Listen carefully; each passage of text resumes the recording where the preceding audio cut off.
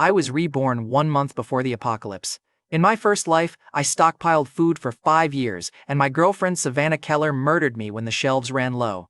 This time, I woke in Riverton with a frozen time storage space and 30 days before the red moon made the streets lethal. When Savannah demanded my house and her lover Derek grabbed me, I put him on the real estate lobby floor. She reached for me next. I slapped her hand away and told her there would be no wedding. The rule was simple. Outside heat would kill in seconds. Food would become currency. Her precious house would soon be worth less than canned soup. That first counter was only the receipt. The real question was how much of Riverton I could empty before Savannah realized I was preparing to outlive her. To understand why Derek was choking on carpet, go back 8 days to the morning I woke up. The red moon made night lethal. People left stalled cars, took 10 steps and burned. The grid died before sunrise, so water and refrigeration vanished. Food became money. I kept Savannah alive for 5 years.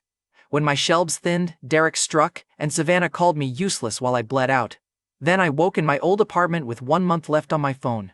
Touching the bedroom wall opened a vast cold space in my senses. It froze time around non-living supplies and could swallow warehouses. I named it Still Space. My goal was simple: move $3 billion of pre-collapse value inside before cash became decoration. A week later, a sinkhole put my block on an evacuation bus downtown. I had already stripped water and freight from several doomed zones. Passengers traded rumors about missing warehouses and a drained reservoir. A nervous woman asked whether the world was ending. When stores close, whoever holds the missing stock owns the future, I told her. One man laughed. She called her family and told them to buy food. Good. One person listened. Food would become priceless and underground creatures would follow the heat. A woman in a bright pink dress grabbed my arm. Can I stay with you? She was attractive. Canned beans still had better prospects. At the downtown stop, I freed my sleeve. I have shopping to do.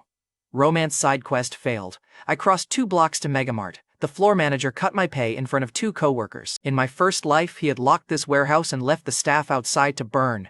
He tapped the payroll sheet.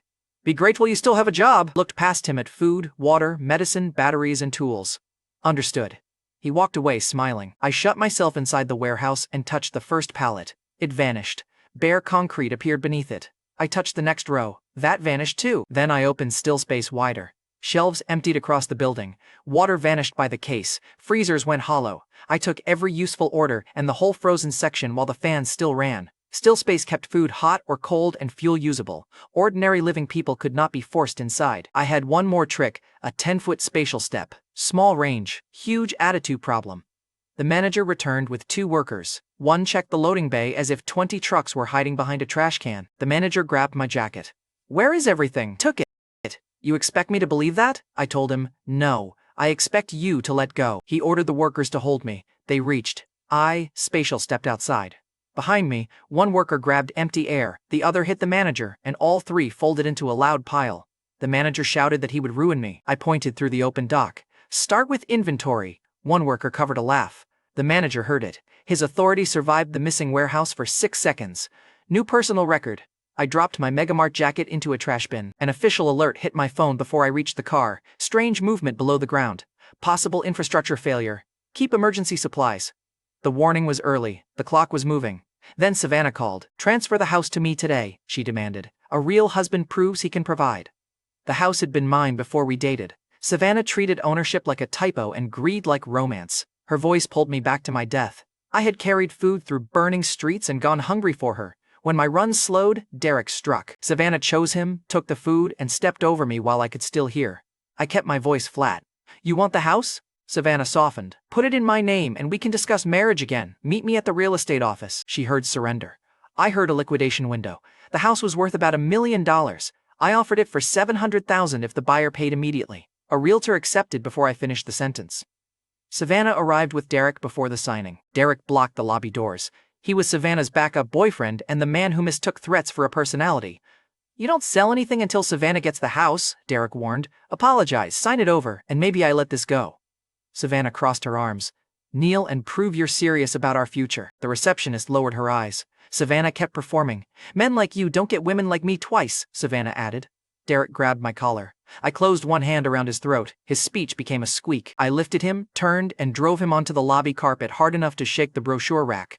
The receptionist stopped typing. Savannah swung for my face. I slapped her hand aside and sent one clean strike across her cheek. Her head snapped sideways. That was for touching me, I told her. The wedding is cancelled. The house is already sold. Derek rolled onto one elbow and stopped reaching. Savannah covered her cheek and stopped smiling. The full version was better than the flash forward. The realtor finally introduced himself. Aaron Tate held up the transfer confirmation. 700,000 is cleared. Savannah reached for the page. Aaron pulled it away. I'm the buyer. The property belongs to me when the filing completes. She turned from him to me. You sold $1 million house for 700,000? In 22 days it'll be worth less than lunch. Savannah ordered Aaron to cancel the sale. Aaron tucked the paper against his chest. You aren't the owner, Ms. Keller. You never were. The receptionist looked up at that. Then she fixed the brochure rack Derek had shaken and placed it between herself and Savannah. Her status dropped twice in 10 seconds. Beautiful efficiency. Derek pushed himself upright and tried to recover the threat. His throat produced a cough instead. I signed the final page. Aaron called me reckless. Savannah called me insane. My banking app called me $700,000 richer. The number changed Savannah's face. She was still angry, and now she wanted the money. Where did you get the rest of your money? She demanded.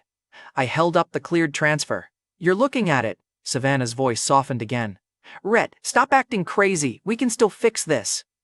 Derek looked at her and tightened his mouth. Savannah had softened for the money without looking at him once. I nodded toward Aaron. You wanted the house. It belongs to him. You wanted the wedding. That belongs to nobody. Savannah stared at my phone as if another balance might crawl out if she watched hard enough. The electronic filing would take hours, so I kept the old physical certificate until the registry posted. That delay mattered. I left before anyone turned the lobby into a property seminar. Derek followed me into the parking lot with Savannah behind him. He stepped close, remembered the carpet, and stopped at arm's length. Progress. Savannah pointed at my car. You're hiding something. Several things. Derek grabbed her elbow before she followed me to the driver's door. He had finally learned that touching me and touching her were different risk categories. They got into their own car instead. My next stop was Derek's older brother, Curtis Boone, an informal lender who worked from a back room above a pawn shop. A steel camera watched the stairs. 2 locked cabinets held jewelry, deeds, and other people's bad decisions. Curtis sat behind a desk and tapped my certificate. You want 600,000 against this house? I plan to gamble it. He studied me, then laughed hard enough to call Derek for the story. Curtis put the phone on speaker. The house is Rhett's? Derek's bruised voice answered. Always has been, Savannah cut in beside him. He's unstable. Don't give him anything. Curtis looked at the $1 million certificate again. Her warning made him greedier. He asked whether anyone else had a claim. The registry still showed me clean. The sale had not posted. I answered only what the paper showed. Curtis stopped asking useful questions. He named a brutal interest rate and a repayment date after the red moon. I signed without negotiating. That bothered him for half a second. He tapped the pen again, waiting for hesitation. I gave him none. Curtis slid the certificate into his desk. You understand I take the house when you fail? Absolutely. He leaned back and described late fees, collection visits, and everything he would do if I disappeared. He delivered the threat slowly for atmosphere. My banking app chimed before his final sentence. $600,000 landed. I smiled at the screen. Curtis leaned forward. Now you understand the situation. I do. One doomed property had paid me $1.3 million. Curtis had a claim on a house Aaron already owned. Aaron had a house the apocalypse would soon cook. I had both men's money in the bank. That was enough accounting for me. Savannah and Derek waited across the street. Derek checked my car. Savannah watched my phone. Neither called me broke anymore. Curtis came to the window and noticed them following me. He raised 2 fingers in warning. Don't disappear, Dawson, I waved. My credit score had 22 days left to live. Curtis's claim on the house had even less. Then I drove toward downtown Riverton. Savannah and Derek followed. Good. My next purchase was too ridiculous to hide. 3 days before the red moon, weeks of smaller supply raids had already filled still space. Savannah and Derek were still tracking my money through downtown Riverton. Curtis's $600,000 had joined the house sale cash. I drove straight to the Crescent Grand Hotel, the one building I remembered surviving the first heatwave. The 30-story hotel stood over downtown Riverton. Its concrete shell held, its penthouse had a private pool. Most importantly, the First Life kitchen had stayed stocked longer than anything nearby. I remembered the building after the first heatwave. Windows had cracked across downtown, yet the Crescent Grand's inner halls stayed sealed. The pool became cooling water. The service elevators became barricades. People fought for scraps in the lobby while the top floor remained livable. I had found a fortress with room service. I planned to use every inch. Savannah watched me hand my car to the valet. Derek stared at the hotel entrance. He's showing off borrowed money. That was his theory. I respected the commitment. Inside, I asked for the penthouse and the banquet department. The banquet coordinator was Kendall Sutton, a polished woman with a tablet. Her patient smile looked equally prepared for rich people and obvious criminals. I gave her the order. 1,000 banquet tables, I told Kendall. Full meals. Meat, vegetables, bread, desserts, bottled drinks. Everything prepared and sealed. Her stylist stopped. Kendall checked my face. 1,000 tables? Small gathering. Fake humility works best when the number is absurd. The food would cost more than $10 million. I placed a $500,000 deposit and booked the penthouse through the same window. Kendall warned me that every kitchen in the hotel would need 3 days. I told her 3 days was perfect. The red moon would arrive before the unpaid balance. She asked whether I understood the risk. I moved the deposit before she finished. Kendall's tablet confirmed the payment. Her posture changed immediately. The patient smile became the very respectful smile. Savannah had followed us close enough to hear. Kendall turned toward her. You must be the lucky girlfriend. This is going to be an extraordinary proposal. Savannah's mouth opened. Then she looked at me, the payment screen, and the penthouse key. 1,000 tables, Savannah repeated. Rhett, you could have told me. Derek stepped between us. He doesn't have 10 million. Kendall showed him the cleared deposit. He has enough to secure production. Derek checked the screen twice. The backup boyfriend had entered a boss fight against arithmetic. Savannah touched my arm. How many guests are coming? I haven't decided. She started naming relatives anyway. By the time I left the desk, the gold digger had invented a guest list, a dress code, and a 6-tier cake. She had already decided the deliveries belonged to her proposal. The penthouse solved shelter. Over the next 3 days, I made my credit die useful. One lender saw the house sale cash and doubled my limit. I emptied it before the approval call ended. A cooling dealer called his foreman when I ordered truckloads of batteries, portable air conditioners, filters, radios, fuel, and charcoal. Savannah heard the growing totals and stopped asking whether I had money. She started asking where I had hidden it. At the surplus warehouse, cameras, flashbangs, sleeping gas, an automated turret, and ammunition cases rolled onto one pallet. The broker looked from my old work history to the tactical gear. Why does a retail employee need this? Overseas trip, I told him. He looked at the ammunition again. I paid before he found a smarter question. That afternoon, her friend Haley Briggs found me outside a supply store. Haley was the woman Savannah called whenever she needed encouragement for a terrible decision. She wore heels to a loading district and treated the whole apocalypse prep run like a luxury tour. Haley blocked my path with a sympathetic smile. Savannah misses you. Savannah stepped from behind her and lowered her voice. I overreacted at the real estate office. Let's walk and talk. Her cheek still carried a faint mark. I kept moving. No. Savannah matched my pace. You're angry. I understand. Couples fight. Couples usually stop before the second boyfriend grabs somebody. Haley covered a laugh, then remembered she was supposed to help Savannah. Savannah glared at her. Haley immediately focused on me instead. Haley stepped closer. We can help with your event. Some men appreciate women who support their ambition. Savannah heard Haley advertise herself and started watching her instead of me. I let them follow. The banquet covered food. At the Riverton ice plant, the manager quoted 2,000 tons of edible ice. I prepaid enough to make his office go silent. He called 2 supervisors inside and told them my convoy moved first. The plant manager leaned over the invoice. What kind of event needs this much? Charity cooling stations, I told him. Savannah whispered to Haley, loudly enough for me to hear, he's keeping the proposal secret. Haley looked at the price and adjusted her hair. Maybe he's testing who deserves to stand beside him. Savannah's eyes narrowed. 2,000 tons of ice had turned Savannah and Haley into rivals before a single truck moved. You have to respect the efficiency. While the trucks loaded, I used one final quiet hour at Riverton's best restaurant. I ordered enough food for a family reunion and asked to meet the chef. Celine Marlowe came from the open kitchen carrying a knife roll. She had built a national reputation before 30, and she was unfairly pretty in the focused, dangerous way competent people often are. In my first life, survivors called her the best cook alive. She had also trained in surgery before leaving medicine for elite kitchens. Celine understood anatomy, sanitation, and how to make terrible ingredients edible. Useful was attractive, and that dress was making a strong case. Celine looked over my empty plates. You ate all that alone? Stressful week. Celine tapped the knife roll. My professional opinion says you either have a rare metabolism or a worse plan. Can you cook without power, refrigeration, or fresh water? Celine's expression sharpened. I can cook with a knife and bad news. Why? Curiosity. She watched me leave and kept the question to herself. That night, the final ice convoy needed another hour, so I waited at a nearby bar. That was where I met Violet Ashby. Violet sat alone after catching her boyfriend with somebody else. A dead phone and 3 empty snack bowls covered the table. Violet looked me over. You seem less disappointing. Low bar. Violet smiled and stole the untouched food from my table. She ate fast, then admitted she still felt starving. That detail stayed with me. Violet leaned closer. Want to go somewhere private? She was gorgeous. She was also drunk enough to argue with the floor. I stood and offered my hand. Violet grinned. That easy? I'm taking you to a room so you can sleep alone. Violet's grin became a pout. You're rejecting me? I'm rejecting drunk you. Sober you can file an appeal. That earned a laugh. At the hotel room door, I gave Violet bottled water and one warning. Buy food tomorrow. Stay indoors when the moon turns red. Keep the curtains shut. Violet studied me. Is that your idea of flirting? It's my idea of keeping you alive. Violet entered the room and locked the door. I left. By the third morning, trucks lined up outside my rented warehouse. Banquet trays arrived first. Ice trucks followed. Then charcoal, batteries, fuel, cooling equipment, weapons cases, and sealed food.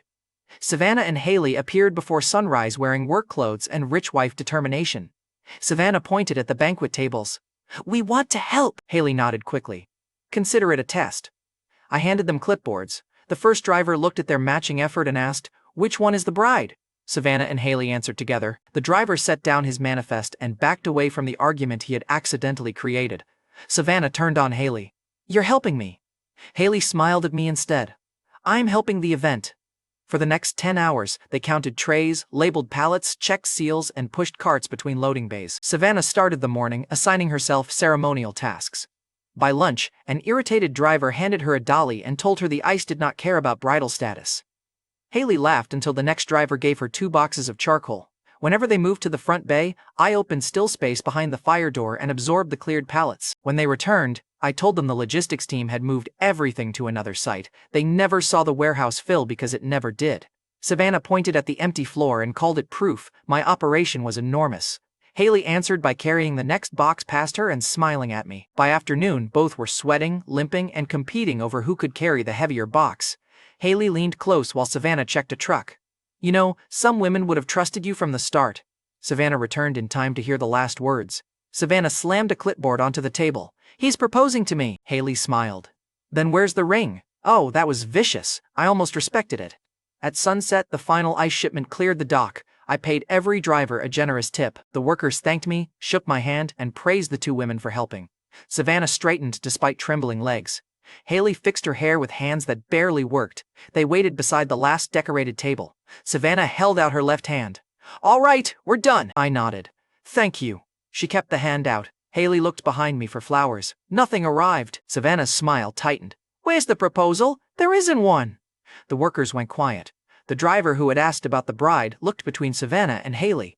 So neither one. Correct, I told him. He covered a laugh with the delivery manifest. Several workers suddenly became very interested in tightening straps. Haley blinked. Then what was all this work? Savannah's face drained. You made us carry your supplies all day. You volunteered. She demanded payment. I pointed toward the drivers climbing into their trucks. I paid the workers. Haley's mouth fell open. Savannah grabbed my sleeve. You spent millions. Stop pretending you're broke. I am broke. I borrowed everything for a rich client. That was close enough to the truth to hurt properly. Savannah searched my face. What about us? There is no us. Her grip loosened. I added, there will be no wedding. You helped stock somebody else's future. Savannah's rich wife's smile disappeared in front of the loading crew. Haley looked at Savannah. Savannah looked at Haley. Each had spent 10 hours chasing a prize that never existed. Petty and efficient, my favorite combination. They left shaking with exhaustion and rage. Savannah shouted that Derek and Curtis would handle me at the Crescent Grand. Good, I already had the key. After the last truck turned the corner, I locked the warehouse. One sweep of still space took the remaining tables, equipment, and ice. Inside that frozen dark, $10 million of hot food stayed hot. 2,000 tons of ice stayed solid. Fuel, weapons, medicine, batteries, and water waited in perfect condition. By pre-collapse retail value, Stillspace had crossed $3 billion. The same women who called me broke had spent 10 hours carrying pieces of it. The stockpile was complete.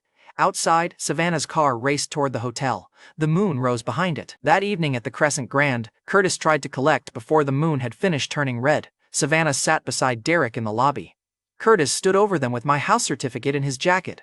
The loan shark with a family discount looked pleased with himself. I walked in carrying the penthouse key. Curtis blocked me near the elevators. Payment is due when I say it is.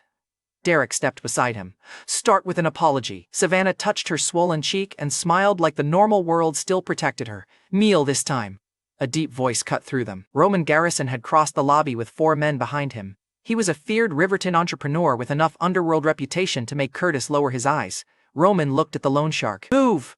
Curtis moved. In my first life, Roman became a brutal survivor called the Skull Crusher. He had gained power inside this hotel, though I never learned exactly how. I suspected the opportunity was still here, so I let Curtis keep breathing and watched Roman. Roman brought Celine Marlowe into a private lounge to meet Edgar Oakes. Celine was the chef I had met 3 days earlier. Edgar was a connected predator, and he had already poured her a glass of wine she had never requested. Celine smelled it and set the glass down. Edgar slid it back toward her. "Drink!" Celine pushed the glass back. "I'm working!" Edgar leaned closer. "Nobody in Riverton refuses me." Roman stood behind him and said nothing. Celine's eyes found mine across the lounge. Her hand moved closer to the knife roll at her side, then every window turned red. On the pool deck outside, the first scream started. Moonlight hit the guests outside and raised blisters in seconds. People dove into the pool. Others ran for the glass doors while towels smoked against their skin. Hotel staff dragged the final guest inside and sealed the exits. The lobby television switched to emergency news. Riverton's temperature had jumped more than 70 degrees. Ground readings kept climbing. Savannah stopped touching her cheek. Derek stopped demanding apologies. The apocalypse had terrible manners. It interrupted everybody equally. Rescue calls jammed within minutes. Curtis had tried to reach his car across the pool deck before the doors sealed. His hands and neck were badly burned, and the heat kept cooking the damage under his clothes. One hotel guest tried to drive for help. We watched through the glass as his tires softened against the road. He abandoned the car, took 3 steps, and lost both shoes to the asphalt. He fell face first. Nobody opened the doors. Soon after, a power plant exploded on the edge of Riverton. The lights died. The vents stopped. Phones lost signal. The lobby became a sealed room full of heat and people with no food, no cooling, and no plan. I went upstairs. I slept while the lobby argued itself hoarse. By morning, the city was cooking people alive while I swam laps in the penthouse pool. Battery banks powered 2 standing air conditioners. Ice floated in the water. Heavy curtains blocked the red light. A banquet table held steak, fruit, bread, soup, and cold drinks. I called it a small breakfast. In my defense, there were only 12 dishes. Then the first knock hit the penthouse door. The penthouse door seal leaked a ribbon of cold air into the hall. Savannah, Derek, and Curtis followed it like starving animals. Curtis pounded the door with his burned hand. "Open up! Your debt belongs to me, so everything inside belongs to me." I opened the door 6 inches. The hallway behind them was packed. I held a pistol where everyone could see it. "The suite is mine. Cross the threshold after I warn you and I shoot." Curtis laughed. "I counted once." He shoved his shoulder through the gap. "I fired!" The round hit his upper chest and threw him backward into Derek. The hallway went silent. Savannah stared at Curtis bleeding across the carpet. "You shot him over a room?" "Warned him over a room. Look, that distinction improved everyone's listening skills." On the suite cameras, hotel management announced that the kitchens were empty. My banquet order had consumed the incoming food schedule, and the remaining stock was already gone. Downstairs, Edgar grabbed a case of bottled water and poured half of 1 bottle over his face. A mother asked him for a drink for her child. Edgar laughed and emptied the rest onto the carpet. The lobby fight started before the bottle stopped rolling. Upstairs, the crowd changed tactics. A man pushed an elderly guest forward. Another woman lifted a crying child toward the doorway and shouted that I had a duty to share. The child grabbed the food cart behind me. I planted my foot against his chest and shoved him back onto the hallway carpet. He slid away scared and unhurt. An adult man used that opening to charge. I shot him through the shoulder and kicked the door wider so the crowd could see him fall.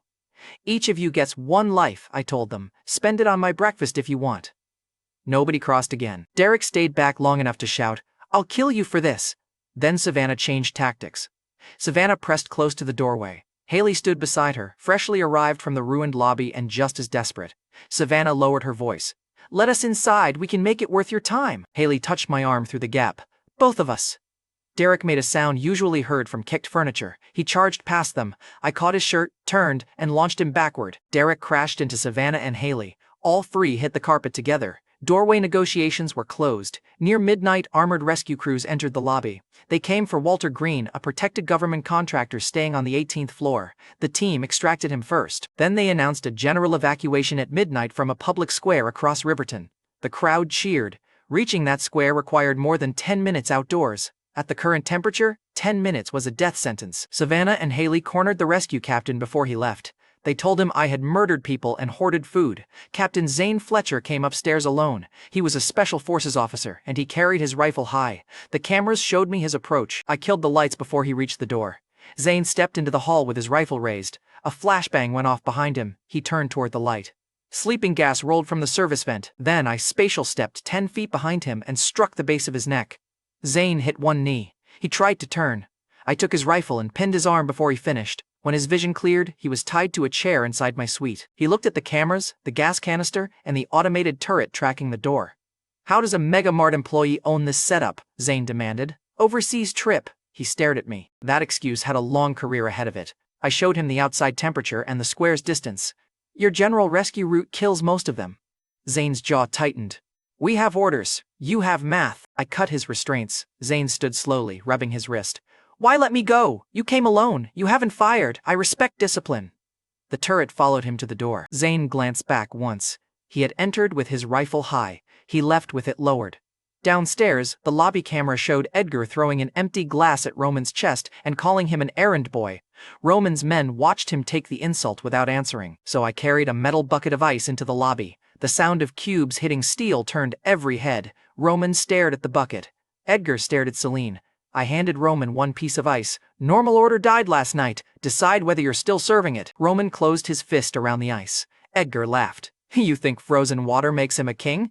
"No," I told him. "His next choice does."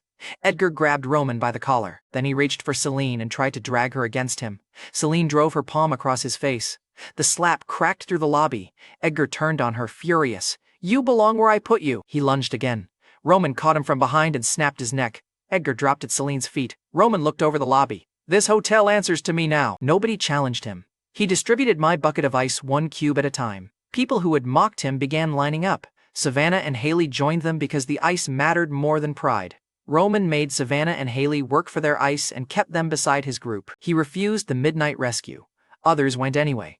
The hotel cameras caught them crossing the street in blankets and wet towels. One man made it half a block. A couple collapsed beside him. The rest turned back too late. False hope had opened the doors. The heat finished the argument. Then the dead men stood up. Curtis rose first near the elevators. His burned skin, ruined shirt, and bullet wound made him impossible to confuse. Edgar followed with his wine-stained suit and broken neck hanging at the wrong angle. Their eyes glowed red. Drought demons were heat-reanimated corpses with scraps of memory. They were different from living cannibals, and far harder to frighten. The two demons crashed into the lobby. Roman grabbed Derek and threw him forward as a test. Derek vanished into the melee between Curtis and the screaming crowd. I never saw him leave it. Roman's men attacked Edgar's demon with chairs and knives. I attacked for the reward. In my first life, rare heat-mutated monsters carried crystals inside the skull. Survivors called the process core evolution. Those cores could evolve a human. They could also kill the person absorbing them. Edgar's demon swung at Roman. I stepped between them, broke its arm, and drove it into the marble floor. Roman reached for the head. I got there first. The purple crystal came free in my hand. Roman looked at the crystal in my hand. 1 second later, he understood. The hotel opportunity was already mine. I left Curtis's demon in the lobby and carried the crystal upstairs. Inside the penthouse, I dissolved it in water. The first life rule was simple. Drink the core, survive the mutation, keep whatever power answered. Failure meant death or something worse. I drank. Heat tore through my body. My skin reddened. My muscles locked. The glass cracked in my hand. My clothes scorched against me while the air conditioners failed to cool anything. For several minutes, I could hear my heartbeat over the air conditioners. Then, the pain stopped. I pressed a steak knife against my forearm. The blade bent. Purple core evolution had given me a berserker body, greater strength, speed, heat resistance, and skin that hardened like steel under pressure. My first future ruler's prize was mine. While the core burned through me upstairs, the lobby camera caught Haley backing away from Curtis's demon. I watched the clip after the pain stopped. Haley pointed at Savannah. "Give it her. She's hurt, she's slow, and while it eats her, we run." Savannah heard every word. Haley tried to laugh. "I'm thinking about survival." Savannah crossed the gap and drove her fist into Haley's mouth. Haley swung back. Roman's starving followers grabbed both women, expecting another desperate fight over ice. Haley twisted toward Roman. "Tell them I was joking." Roman looked at the demon blocking the exit, then looked away from her. Savannah saw that answer. She seized Haley by the hair. "You offered me first." Then Savannah shoved her down and helped the group kill her. When the others hesitated, Savannah bent first and took the first bite herself. One follower who had been ordering her around stepped back. Roman stopped treating Savannah like baggage and watched her like a weapon that might turn on anyone. Then the rest ate. Their eyes darkened. Veins rose under their skin. Teeth changed. Living people who consumed human flesh could become devourers.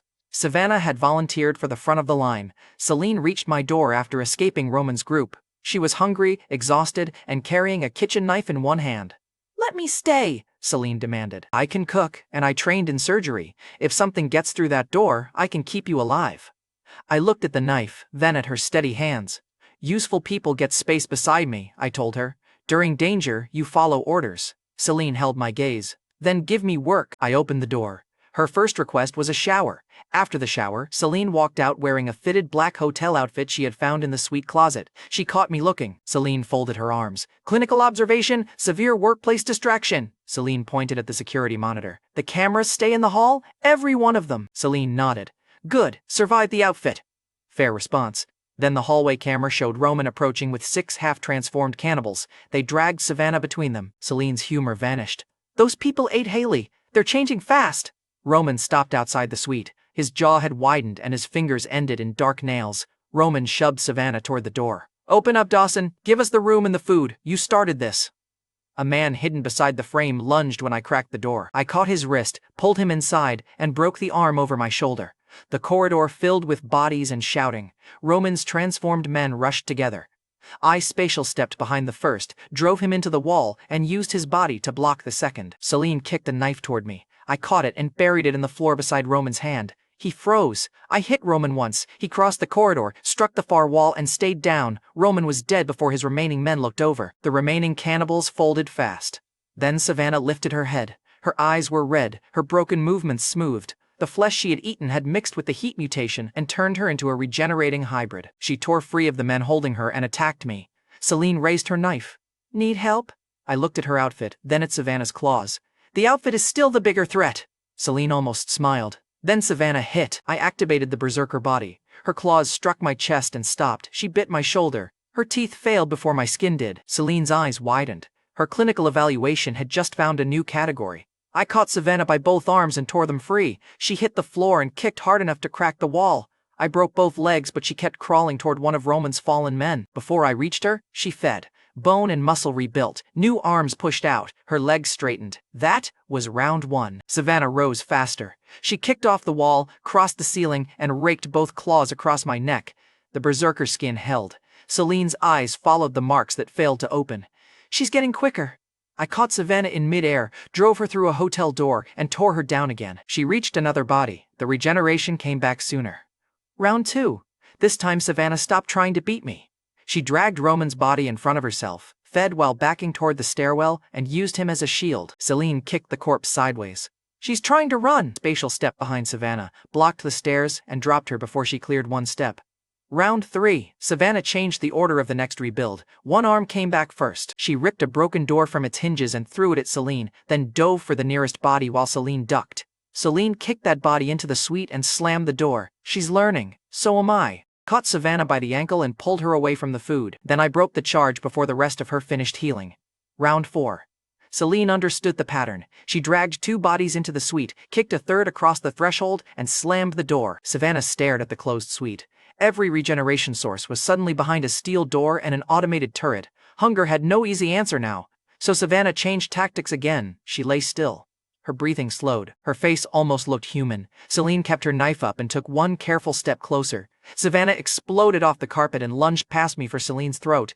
I spatial stepped, caught her from behind, and slammed her into the floor. Celine braced the suite door while I tore Savannah down for the 5th time. Savannah kept crawling toward it anyway. Her fingers scraped the carpet. The door did not move. The same woman who had watched me die refused to stay down while anyone else remained available to consume. I dragged her into the center of the empty corridor, away from every body and every second chance. She finally looked at me with a trace of her old face. Why? Savannah rasped. Why are you doing this to me? Stopped. For 5 years, I had carried food home to her. When my supplies ran low, I told Savannah, you and Derek killed me. You called me useless while I was dying. You took the food and stepped over my body. Savannah stared at me. The rebirth claim left her blank. Naming the murder changed her face. I closed one hand around her skull. This time, you ran out first. I crushed her skull. The debt was paid. Later, in the penthouse, I watched archived emergency footage of the rescue square buried under an endless drought demon horde. I thought killing Savannah ended the part of my first life that still owned me. The flood was next, and every monster king I remembered had started waking up early. I closed the rescue point footage while the drought demon horde kept filling the screen. Celine sat beside me in the Crescent Grand penthouse, still wearing that fitted black hotel outfit.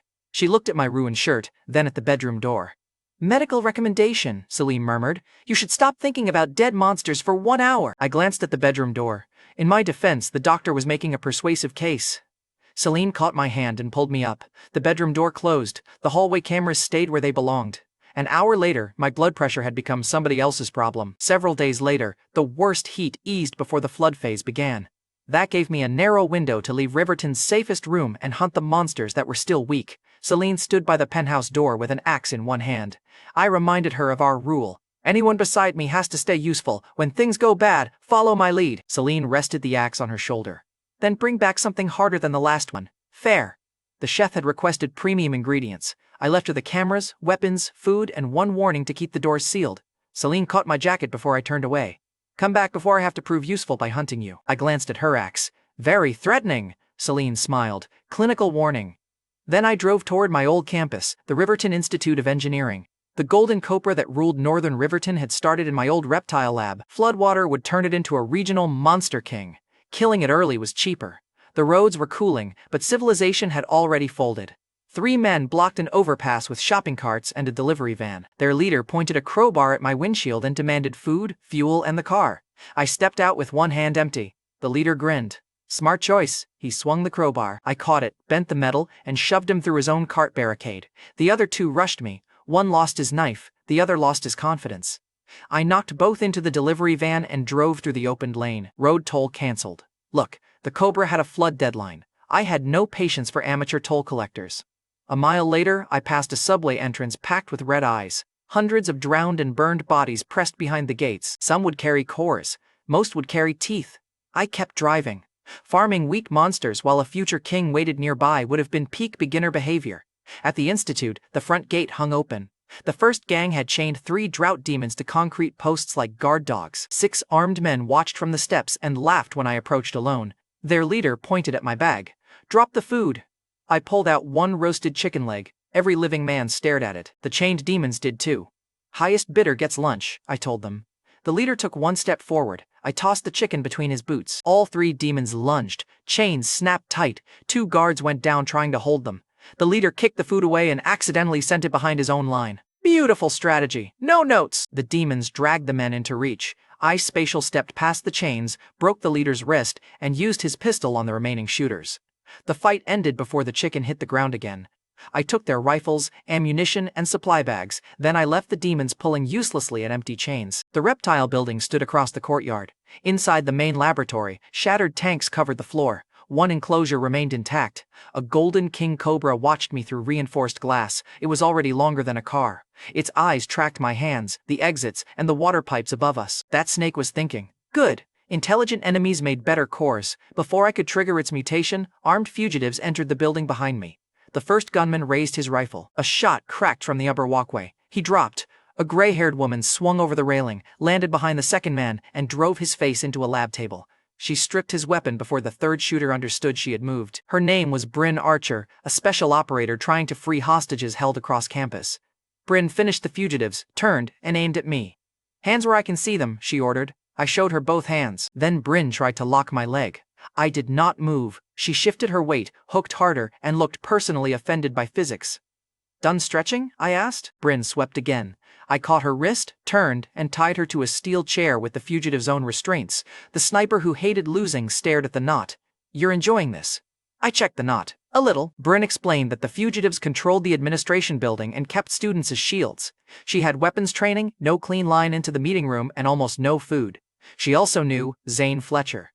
The captain from Crescent Grand? I asked. Bryn's eyes narrowed. Zane described an impossible civilian with gas, cameras, and a turret.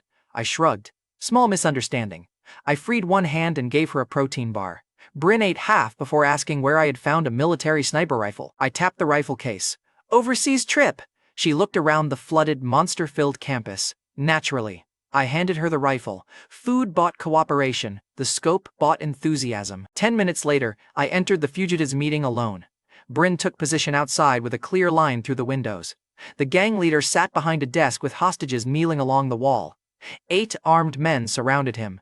He saw my empty hands and laughed. I pointed one finger at the nearest gunman. Bang! The window flashed. The gunman dropped with a bullet through his shoulder. Every head turned toward me. I need you to appreciate the leader's confidence. One finger had dropped a gunman and he still shouted, "Lucky shot!" I pointed again. Bryn fired. A second rifle hit the floor. The leader stared at my hand like I had personally offended science. One man fired at me. I spatial stepped aside and pointed at him. Bang! Bryn's third shot folded him behind a chair. The room panicked exactly where I wanted it. The leader screamed for someone to close the curtains. Heavy fabric covered the windows. Bryn lost her line. 3 rifles lifted again. The leader stood and spread his arms. "Your trick is finished! I cracked my neck! Cardio then!" I crossed the room before he lowered his hands. The first man hit the wall. The second lost his rifle through a table. I stepped behind the third and used him to block 2 shots. The leader reached the back door. I caught him by the collar and broke his neck. When the last gunman dropped, I freed the hostages and absorbed the gang's stockpile into still space before Bryn reached the door. She tore the curtain aside and found an empty supply room, 8 defeated men, and me fixing my sleeve. Bryn looked at the bare shelves. "Where did everything go?" I brushed dust from my sleeve. "Exercise." She stared at me for 3 full seconds. Zane had found someone who shared his patience. A handheld radio beneath the gang leader's desk crackled before Bryn could ask another question. A woman's voice came through. "Conrad, this is Gwen. My hostage cover is blown. Rhett Dawson killed the gang and emptied their stores. He moves about 10 feet without crossing the space between." Bryn and I looked at the radio. Gwen continued. "I couldn't see where he put the supplies," man answered. "I found leverage near the women's dorm." Gwen's voice sharpened. "He won't kneel for strangers," the man replied. "Then I'll use someone who knows him." The transmission cut. Bryn picked up the radio and turned over the Ascendant Federation emblem. Gwen had been inside the hostage line, and Conrad Wolf now had my name. Bryn's thumb tightened around the emblem. "The Federation collects cores, evolved creatures, and people who can lead them to both." I remembered the faction from my first life. They never stayed observers for long. Now they had my name, a missing stockpile, and a report about spatial movement. Conrad was already using someone I knew as bait. A gunshot from the dorm lane told us where he had gone. When Bryn and I reached the women's dorm, a resident leaned from the doorway and pointed down the street. "Erica hoarded our food," the resident shouted. "We threw her out. She threatened us with her father and security. Then that man grabbed her." Erica Sloan had spent college treating me like hallway furniture. Now Conrad stood on a bus roof with her tied below him and a ring of drought demons around the street. Dorm residents watched from the windows, waiting to see whether I would save the woman they had just expelled.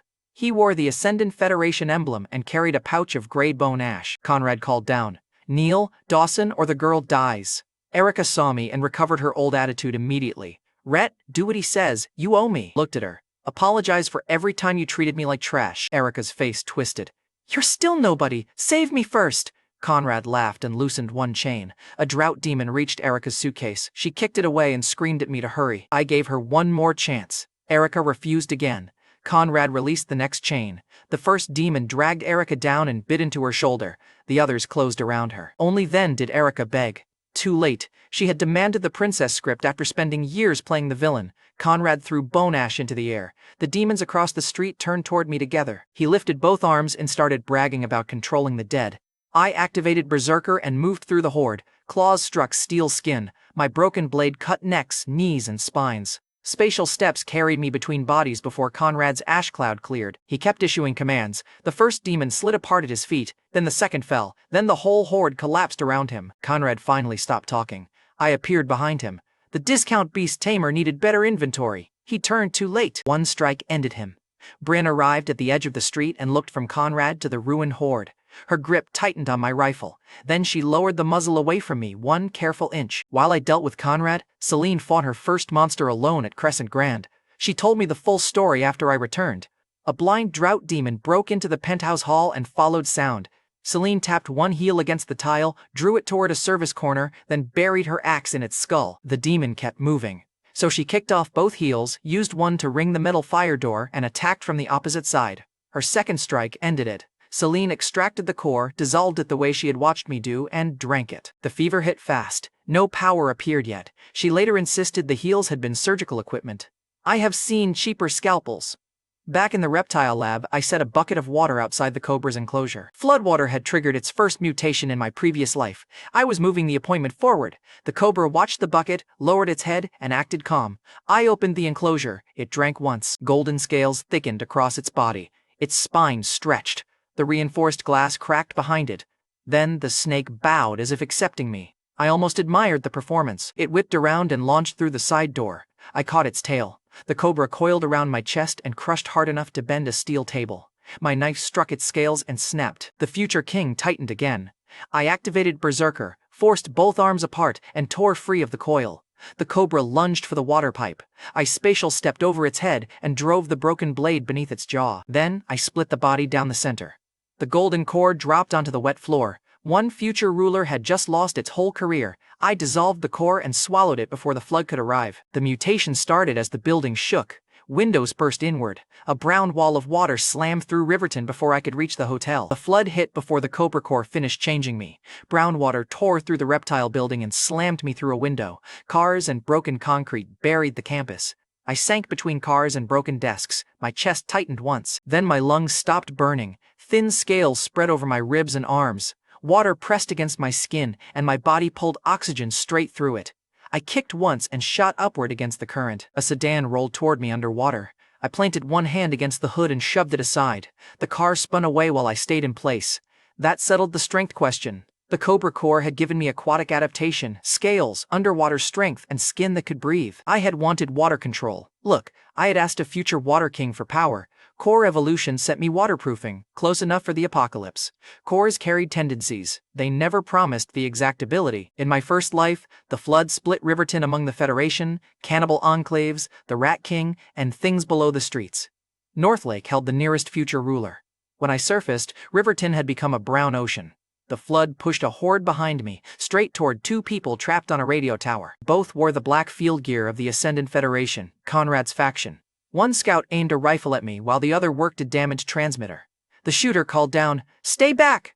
I climbed the tower anyway. "You people sent Conrad Wolf after me," I told them. "Now you're going to answer one question." The transmitter operator shook his head. "We don't trade Federation intelligence." The horde reached the tower supports. Drowned drought demons climbed over one another, teeth scraping metal. The lower ladder vanished under red eyes and gray hands. The shooter fired until his magazine emptied. Then, the tower leaned. I dropped into the water. One scout shouted that I had abandoned them. I tore through the submerged horde, ripped two support cables free from a collapsed billboard, and wrapped them around the tower base. The structure stopped falling. Then I climbed back up with 3 demons hanging from me. Both scouts stared at the scales on my arms. Water ran from my hair, but I was breathing normally after several minutes below the surface. The transmitter operator set the dead radio down and looked at me. His partner lowered the empty rifle. "What are you?" "Drop the demon off the platform." "Busy." I cleared the platform, carried both scouts across the flooded street, and left them on a concrete roof above the current. The operator confirmed the campus radio voice had been Gwen York's, then gave me the location. Federation teams under Director Jasper Aldridge had been watching Northlake Science University. Giant rats were dragging survivors into the campus, and armed students were using mutated men as guards. In my first life, Northlake became the birthplace of the Rat King. I knew the location. I did not know who currently controlled it. The scouts gave me a radio frequency and warned that the Federation would keep hunting me. I looked down at the horde still clawing up the radio tower. Get a longer list. The current carried me back toward Crescent Grand. Celine had survived her own fight, but the flood brought a second test before I reached her. She later told me aquatic mutants climbed through the service level and broke into the penthouse hall. Their bodies were swollen for water, and ordinary cuts barely slowed them. Celine still had a fever from the core she had swallowed. When the first mutant grabbed her, she felt every muscle in its arm fire at once. Then she pushed back with her mind. The creature released her and stepped away. A second mutant froze mid-lunge. Celine could sense cells and nerve signals. She could also force a short command through a weaker mind, though the effort made her vision blur. She ordered both mutants backward, trapped them against the wall, and cut them apart with the axe. By the time I returned, Celine sat beside 2 bodies with blood on her sleeve. One bare foot rested on the axe handle. She saw me through the broken door and jumped onto me. "You left me with a blind corpse," Celine snapped. "Then the building filled with fish people." I lifted one scaled arm. "I brought scales." Celine looked down my arms. "Of course you did." Her grip stayed around my neck 1 second longer than necessary. I was not filing a complaint. We tested her new ability in the penthouse. Celine made the room smell like fresh coffee. Then she blurred the doorway until I saw 2 exits. When she tried to force my hand open, my berserker body resisted and her knees weakened. "Strong minds push back," Celine said. "Large changes drain me fast." I steadied her by the elbow. "Useful limitations." Celine leaned against the table. "That sounded almost romantic." I handed her the axe. "Pack it. We're going to Northlake." Half a day later, Celine and I crossed the flooded city by boat. She wore a fitted white and black hotel outfit with a ridiculous rabbit-eared hood. It was the driest clothing left in the suite. In my defense, the outfit was already doing negotiations before we reached shore. North Lake Science University had become a walled starvation camp. Guards watched the flooded gate from sandbag platforms. They aimed at me first. One guard pointed at Celine. "She can enter." "You can't." Celine lifted a wrapped slab of smoked pork. Every rifle lowered an inch. The gate captain swallowed. "Contribution payment," Celine smiled. "Entrance gift." The gate opened. The gate captain opened up before the pork cooled. Riverton remained consistent. Inside, the same captain demanded another portion for a guide. Celine glanced at a drowned corpse caught beside the dock. She bent their senses for 3 seconds. The guards watched her carve a swollen arm and saw roasted pork. One man bit first. The second guard bit next. The third copied him. I watched 3 adults praise seasoning on corpse meat. "You know hunger is ugly when a wet forearm gets 5-star reviews," Celine whispered. "Clinical demonstration." I stared at the arm. "Please retire that phrase." Starving student guided us through the courtyard while the guards ate behind us. At Northlake, work bought points. Points bought soup, and Bruno Fairfax owned both numbers. A woman beside us handed over a wedding ring for half a bowl. A guard took the ring, drank from the bowl first, then passed her what remained. Near the courtyard wall, a little girl watched Celine's food bag. Her name was Sadie Moore. Her 2 older brothers had left on a supply mission and never returned. Celine crouched and offered her bread. Sadie accepted it, then hesitated. "Will you still have enough?" Celine smiled. "I'll eat." Sadie looked at me. "He lets you?" That question irritated me more than any guard had. I opened still space and placed hot banquet trays across 3 courtyard tables. Steam rose over steak, bread, vegetables, and fruit. The entire courtyard stopped moving. Children came first. Adults followed slower because pride still had a few calories left. Sadie took 1 bite, then broke her bread in half for Celine. Celine took the half. The adults nearest Sadie made room for her without being told. Northlake's enforcers arrived before the first trays emptied. 2 transformed men dragged heavy chains behind them. The guards released both and ordered them to break my legs. The first swung a chain. I caught it and pulled him into the second. 1 strike dropped each man. The crowd backed away from the bodies and moved closer to the food.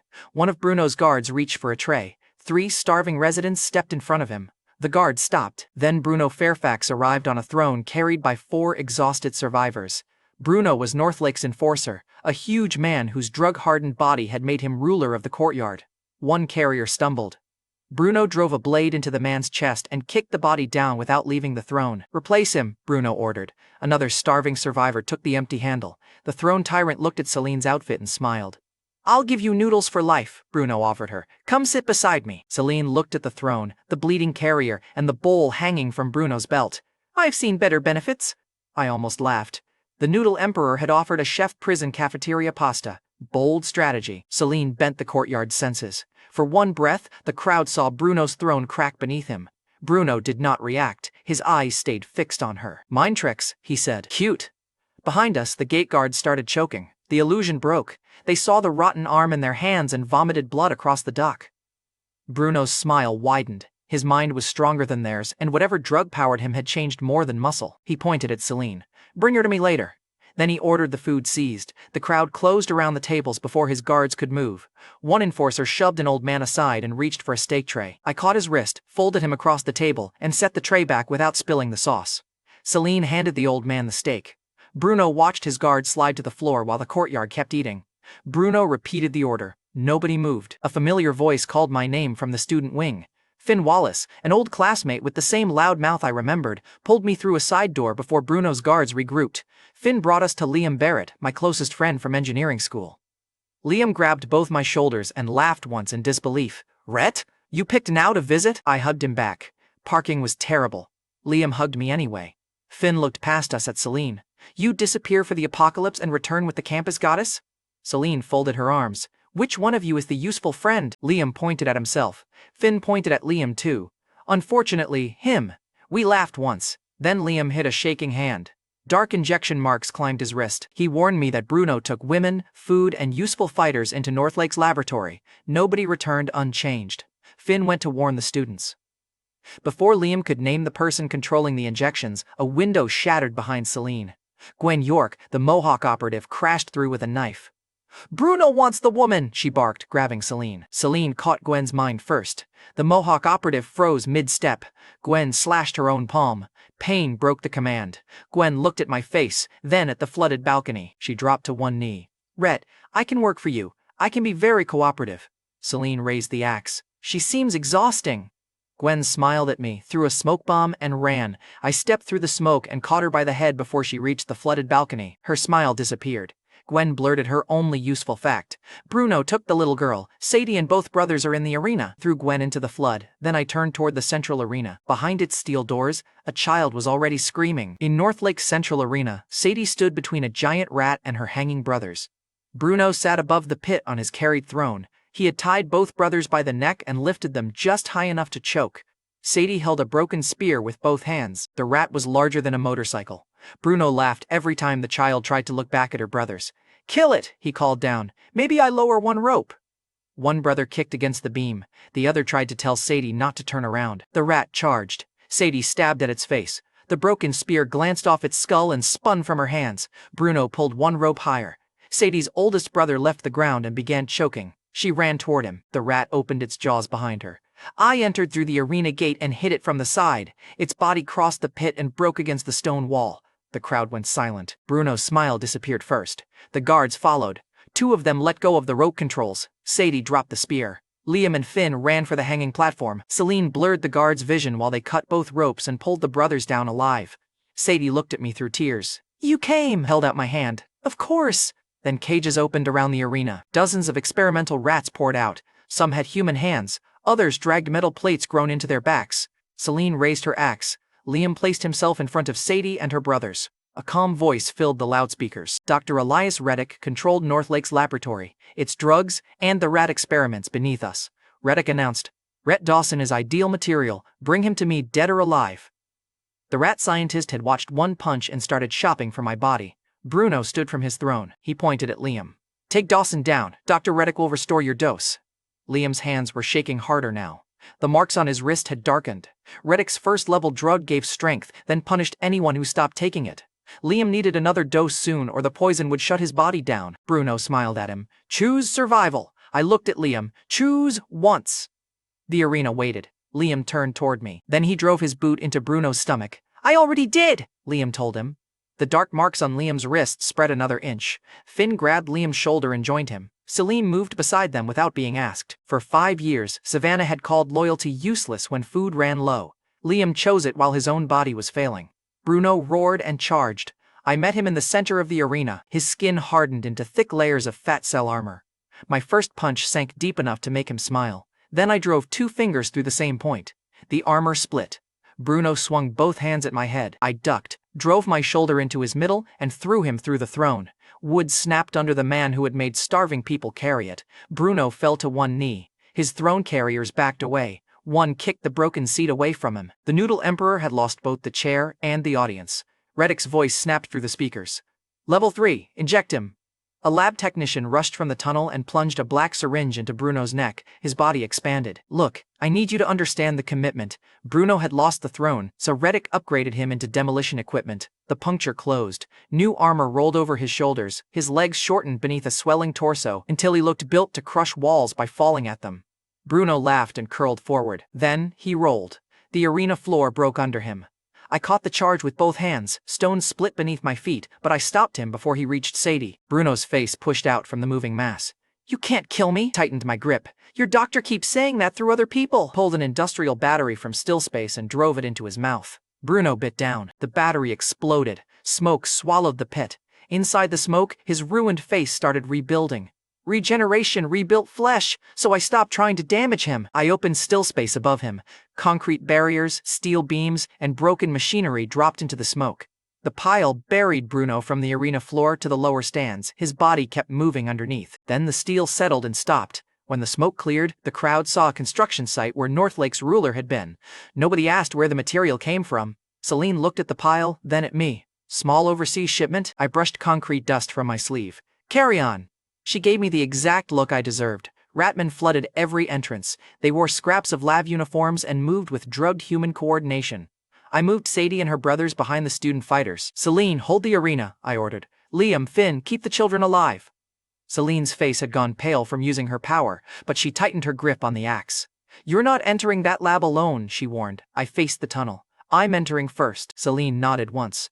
"Then leave something for me." The Ratmen hit the line. Celine later told me she bent their depth perception until the first rank attacked empty air. Finn used the opening to drag Sadie's brothers behind the stands. Liam stayed upright through pure spite and struck anything that reached the children. Then the second rank adapted. One Ratman cut its own face to break Celine's influence, and 3 more followed. Her trick bought seconds, not safety. I crossed through them and entered the laboratory tunnel. Behind me, the Ratmen began losing ground. Rhett's voice followed me over the speakers. "Prepare the unstable gene serum! Inject me!" He repeated the order when the lab staff hesitated. Inside the upper lab, glass chambers lined both walls. Most held rats or pieces of people. One tank held a woman wrapped in medical bandages. The restraints around her wrists were bent. Empty nutrient bags covered the floor. Deep dents marked the steel beneath her feet. Then she lifted her head. Violet Ashby, the hungry woman I had sent to a hotel room before the red moon, stared through the glass. "You!" Violet whispered. "I broke the tank open." Water poured across the floor. Violet fell against me, lighter than she should have been yet strong enough to dent my shoulder plate. Even half-starved and wrapped in bandages, Violet was unfairly gorgeous. The dent in my shoulder plate was less charming. Violet touched my face. "You told me to buy food." I caught her before she slipped. "You ate 3 bowls at the bar." Violet managed a grin. "I should have bought the restaurant. That sounded like her." Rhett appeared on the upper walkway in a white coat stained with black serum. Rhett's jaw clenched when he saw Violet hanging onto me. "She belongs to my research," Rhett snapped. "I selected her." Violet turned and kissed me in full view of him. "Bold woman, excellent timing." Rhett's jaw tightened. The black serum spread under his skin. His body folded forward and rebuilt into a white, jackal-shaped creature covered in ice plates. Jealousy had completed the experiment faster than science. Rhett leaped from the walkway. I slapped him. His body crossed the laboratory, broke through a glass wall, and vanished in a burst of ice and blood. That confidence lasted 1 hit. Violet looked through the hole. Was that the terrifying scientist? I looked through the hole. Apparently. Then every drop of blood on the floor began crawling toward the drains. I watched it move. Outside, the Ratmen overwhelmed the student line. Violet heard Sadie scream through the broken wall. She stepped onto the ledge. "I'm still hungry," Violet told me. I looked at the broken courtyard. "Useful problem?" Violet smiled. "Very!" She jumped. Her body expanded before she reached the ground. Bandages stretched over a frame that rose past the laboratory, then past the arena roof. Her hand caught the side of the building. 1 foot landed in the courtyard with enough force to flatten a wave of Ratmen. Violet had become taller than the campus tower. The empty nutrient bags and bent restraints made sense now. Holding that form down had burned through food faster than the lab could feed her. Every survivor in the courtyard looked up. Even the Ratmen hesitated. Violet noticed and smiled like she had been waiting for an audience. She swept 1 arm across the courtyard and sent dozens of Ratmen through walls. Below, Celine crossed her arms and stared at me through the broken lab. "Great! I had rescued a Titan and earned a jealousy meeting." Violet stomped the remaining wave. Rat blood spread across the courtyard. Then the blood became new rats. Bodies rebuilt from every red pool. The crushed swarm doubled. Rhett's voice returned from all of them. "Thank you for the biomass." The rats bowed together. Blood climbed the laboratory walls and formed Rhett behind me. His body stayed half-human this time. Rat faces moved beneath his skin. The slap had destroyed 1 body. The swarm carried the rest. Rhett opened both arms. The swarm struck me from every direction. Black bodies covered my legs, chest, and face. The core inside Rhett pulled at my thoughts while thousands of rat eyes opened inside my vision. For 1 second, I saw the whole campus through him. Violet staggered under a living wave. Celine and Finn were buried at the arena gate. Liam still shielded Sadie while his knees failed. Rhett's voice entered my head. "Kneel! Give me the body!" He pushed images through the swarm, my hands opening still space, my body wearing his ice armor, Celine and Violet kneeling beside him. Rhett tried bribery before force. Amateur mistake. I bit my tongue hard enough to break the image. My right hand moved against my will, then I drove it through Rhett's chest. He laughed because the body was disposable. I followed the cold pressure beneath the moving flesh and found 1 hard point that every rat protected. The real core. Rhett shifted the cold point between 3 bodies. I let him move it twice. On the 3rd jump, every nearby rat turned its head toward the same place. That reaction gave him away. I closed my hand around it and tore it free. Rhett's body split apart. The swarm screamed through 1 mouth. Outside, endless rats kept attacking. One of Liam's student fighters disappeared under a drainage grate before Finn could reach him. We had the core. We had also lost a fighter. I crushed the core between my teeth before the swarm could recover it. Cold flooded my bones. My spine bent. Dark fur and ice plates pushed across my arms. The rat network tried to pull my mind into thousands of smaller bodies.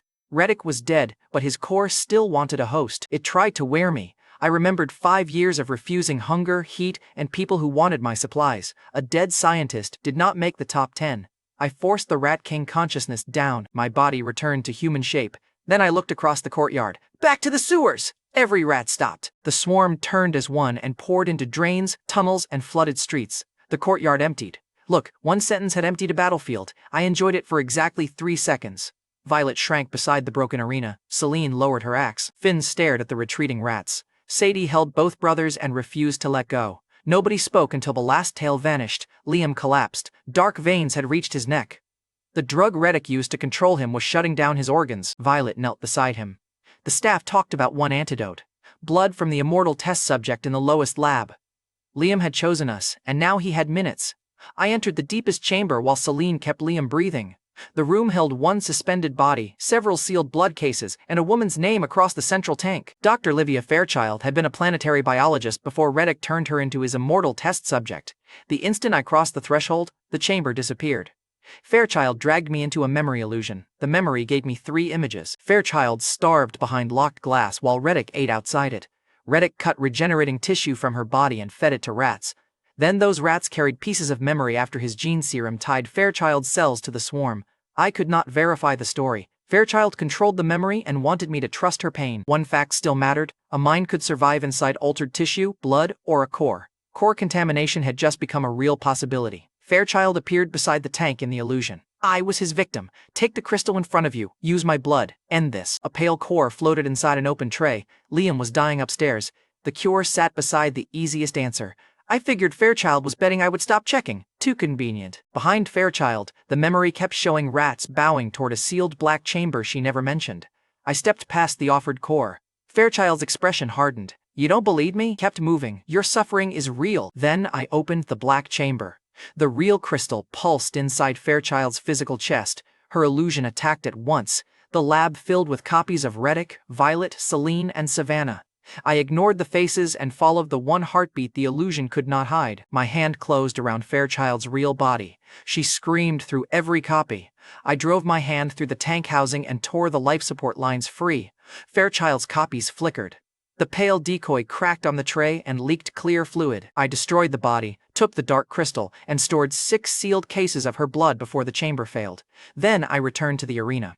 Celine had Liam on the floor with one hand over his chest. I gave her a blood vial. She checked it once, injected the antidote, and forced his heart rhythm steady with her cellular sense. The dark veins stopped climbing.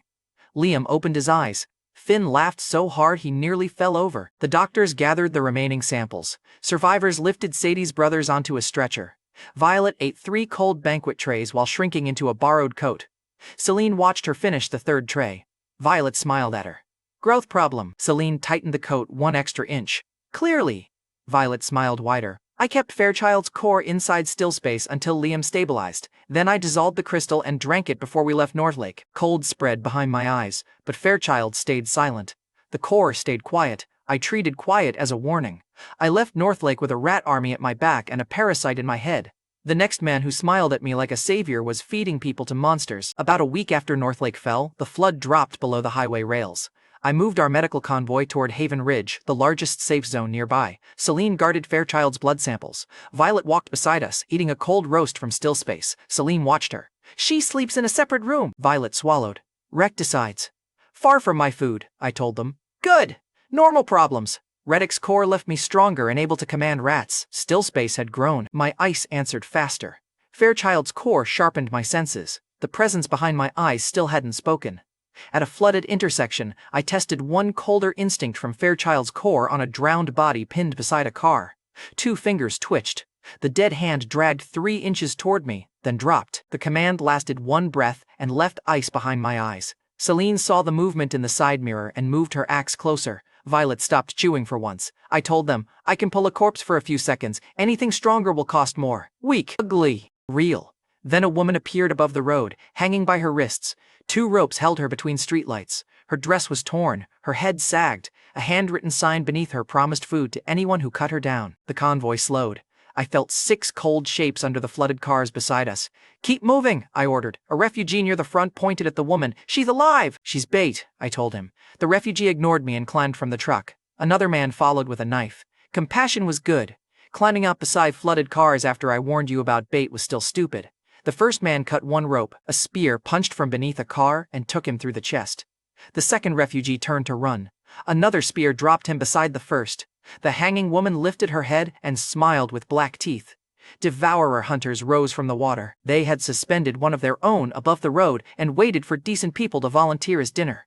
The convoy panicked. 3 hunters charged the doctor's truck. I reached for the 2 fallen bodies. Fairchild's corps answered. The dead refugees stood.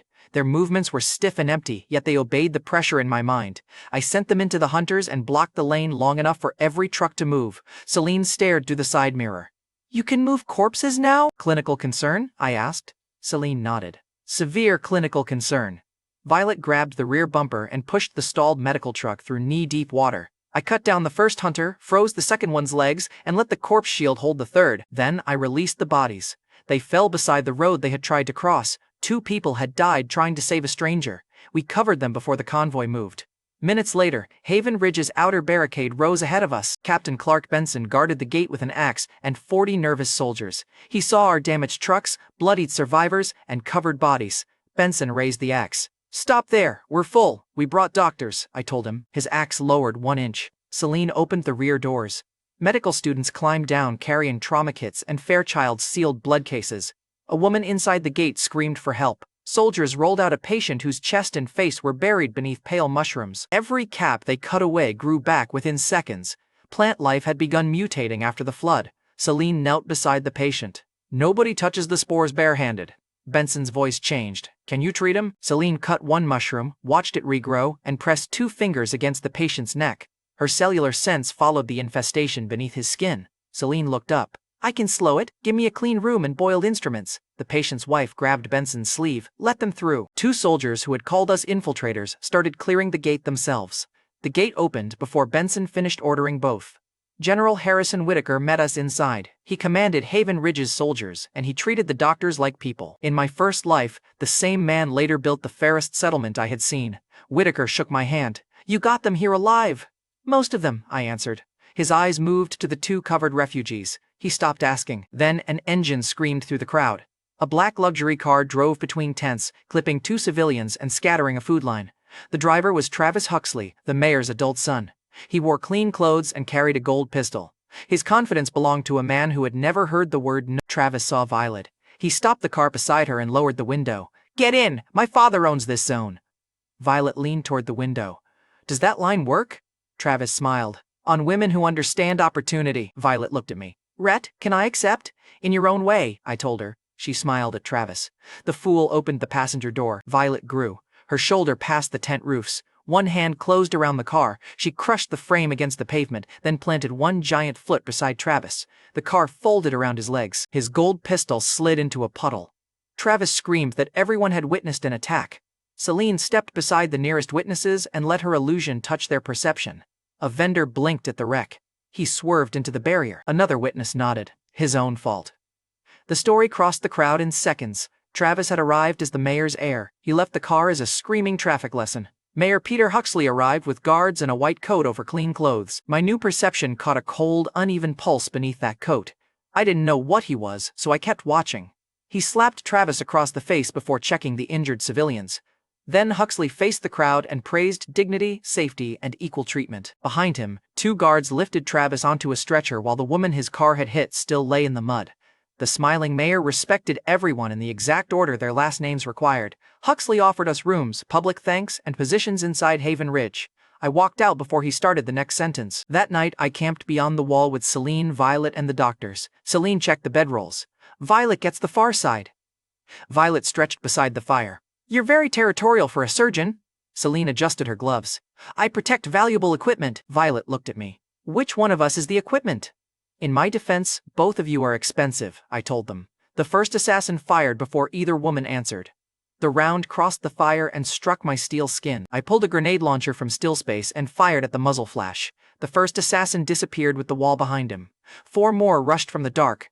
I spatial stepped through their line, broke 2 rifles, and dropped 3 men before the last one turned. Violet caught him by the coat. Celine bent his vision until he tried to run through a tree. I dragged him back to the fire. The captive had Huxley's security badge inside his jacket. I held it where he could see. The mayor sent you? The assassin's eyes moved toward the wall. That tiny reaction saved us a long conversation. He admitted Huxley traded refugees to nearby devourers for food. The attackers had orders to kill us before the doctors saw too much. The human trade location was an abandoned mansion outside the zone. We took the captured assassin there as bait. A devourer arrived before midnight with 2 of Huxley's couriers. One courier tried to renegotiate the delivery. The devourer ate him first. The second courier ran. I tied him beside the captured assassin and left both visible beneath the mansion lights. More devourers came for the bait. Violet grew just enough to catch them in both hands. Celine distorted their depth perception. 2 armed students from our convoy fired from the roof. I broke the leader's knees and took its weapon. Concentrated force worked. The hunters dropped under crossfire. The last one tried to crawl away before I finished it. Inside the abandoned mansion, I told Celine and Violet the next move. Whitaker runs the human base, I told them. I supply it. Celine raised an eyebrow. You don't want the title? I survived 5 years to avoid ration meetings, I told her. Violet opened another food case. I support any government that feeds me during policy discussions. She ate while I sent both women back toward Haven Ridge. If Huxley ran to the square, Celine would blind his warehouse guards and Violet would open the doors. We needed the supplies visible before he used hunger against the crowd. I stayed at the mansion because voices carried through the basement wall. Huxley arrived before dawn. He met the surviving devourer commander and tried to bargain down the next tribute. The creature demanded twice as many people after losing its hunters. Huxley complained that refugees were already suspicious. I stepped through the doorway. That's a rough market. Human beings keep noticing when you sell them. Huxley's smile died. The devourer commander attacked me. Huxley ran through the rear exit while we fought. I froze the creature's feet, broke both arms, and dragged it toward Haven Ridge alive. By dawn, Huxley stood in the central square accusing us of theft. He called the doctors fake, branded my group raiders, and told the crowd we had attacked the only safe government left. General Whitaker stood between Huxley's guards and the medical convoy. Whitaker faced the crowd. The doctors treated our people. They stay under my protection. Then I entered the square, dragging the devourer commander by a chain. The crowd moved away from Huxley before I said a word. I pulled the creature upright. Tell them what he buys. The devourer looked at Huxley and laughed. Yamea sends us families. We send him food. Huxley blamed me for forcing the confession. The creature named the collection sites, the delivery nights, and the people Huxley's guards selected. Parents in the crowd recognized the dates. One soldier lowered his rifle. Then another. Huxley shouted for Whitaker to arrest me. I crossed the square and punched the smiling butcher through his podium. His public smile disappeared. The crowd cheered before he hit the ground. I turned to Whitaker. Build a base that belongs to humans. You handle people. I handle anything trying to eat them. Whitaker looked at the families around him. In my first life, he had built a fair settlement with half these resources and twice the danger. Whitaker nodded. What can you actually support? Huxley climbed from the broken podium. Everyone who follows him starves. My radio clicked. Celine's voice came through clearly. Warehouse clear, Violet added. The doors were rude. I removed them. Captured supply truck rolled into the square behind them. Then a second. I faced the crowd. I can feed 2,000 people for 1 month. 2 supply trucks ended Huxley's starvation threat. Whitaker drew his sidearm and turned away from the mayor. Hundreds of civilians moved with him. Soldiers repointed their rifles. The doctors loaded patients. Families grabbed bags and followed the trucks. Travis appeared in a wheeled stretcher with both legs crushed beneath blankets. He pulled the gold pistol and fired into the defecting crowd. Spatial stepped beside him and took him by the throat. A rifle cracked from the roof. Celine turned before I did. She sent a knife through the sniper's chest and knocked the rifle from the ledge. Huxley had used his son and a hidden shooter in the same breath. Panic had finally made the Huxleys useful to each other. I shoved a grenade between Travis's teeth, locked his jaw with tape, and carried him back toward his father. Huxley reached for him. I pulled the pin and threw Travis into his arms. The blast tore the podium apart and threw both Huxleys across the square. Travis stopped moving. Mayor Huxley stood again. His burned skin peeled back from black muscle. His fingers lengthened into claws. The wound across his chest began closing. Mayor Huxley had been an advanced devourer all along. Now the cold pulse made sense. Powerful devourers could hide their visible traits. The grenade made the rule public. Huxley roared and lunged. I looked behind me. Families, stretchers, and supply trucks still packed the street. A full fight would kill the people we had just freed, so I froze the road between us. Then I ripped a concrete divider from the curb and dropped it across his charge. Keep moving, I ordered Whitaker. We left Haven Ridge with its doctors, soldiers, civilians, and stolen food. Huxley survived behind us. Whitaker's defectors had a leader and 1 month of supplies. Now they needed weapons before the smiling butcher came hunting. The morning after Haven Ridge, Whitaker's soldiers raided the devourer's supply caches. They found canned food, medicine, fuel, and cages that still smelled like people. Captain Ross Danner led one collection team. He had arrived after the danger and planted his clean uniform nearest the supplies. When soldiers thanked me for exposing Huxley, Danner corrected them. "My unit secured the stores," he announced. "People need visible heroes." The volunteer hero had been around for 30 seconds and already wanted billing rights. I let him enjoy the speech. A young soldier carried a medicine crate past us and thanked me anyway. Danner took the crate from him, posed beside the truck, and sent the soldier back for another. Whitaker watched the exchange without commenting. His eyes moved from Danner's clean gloves to the young soldier carrying the next crate. Danner caught me looking.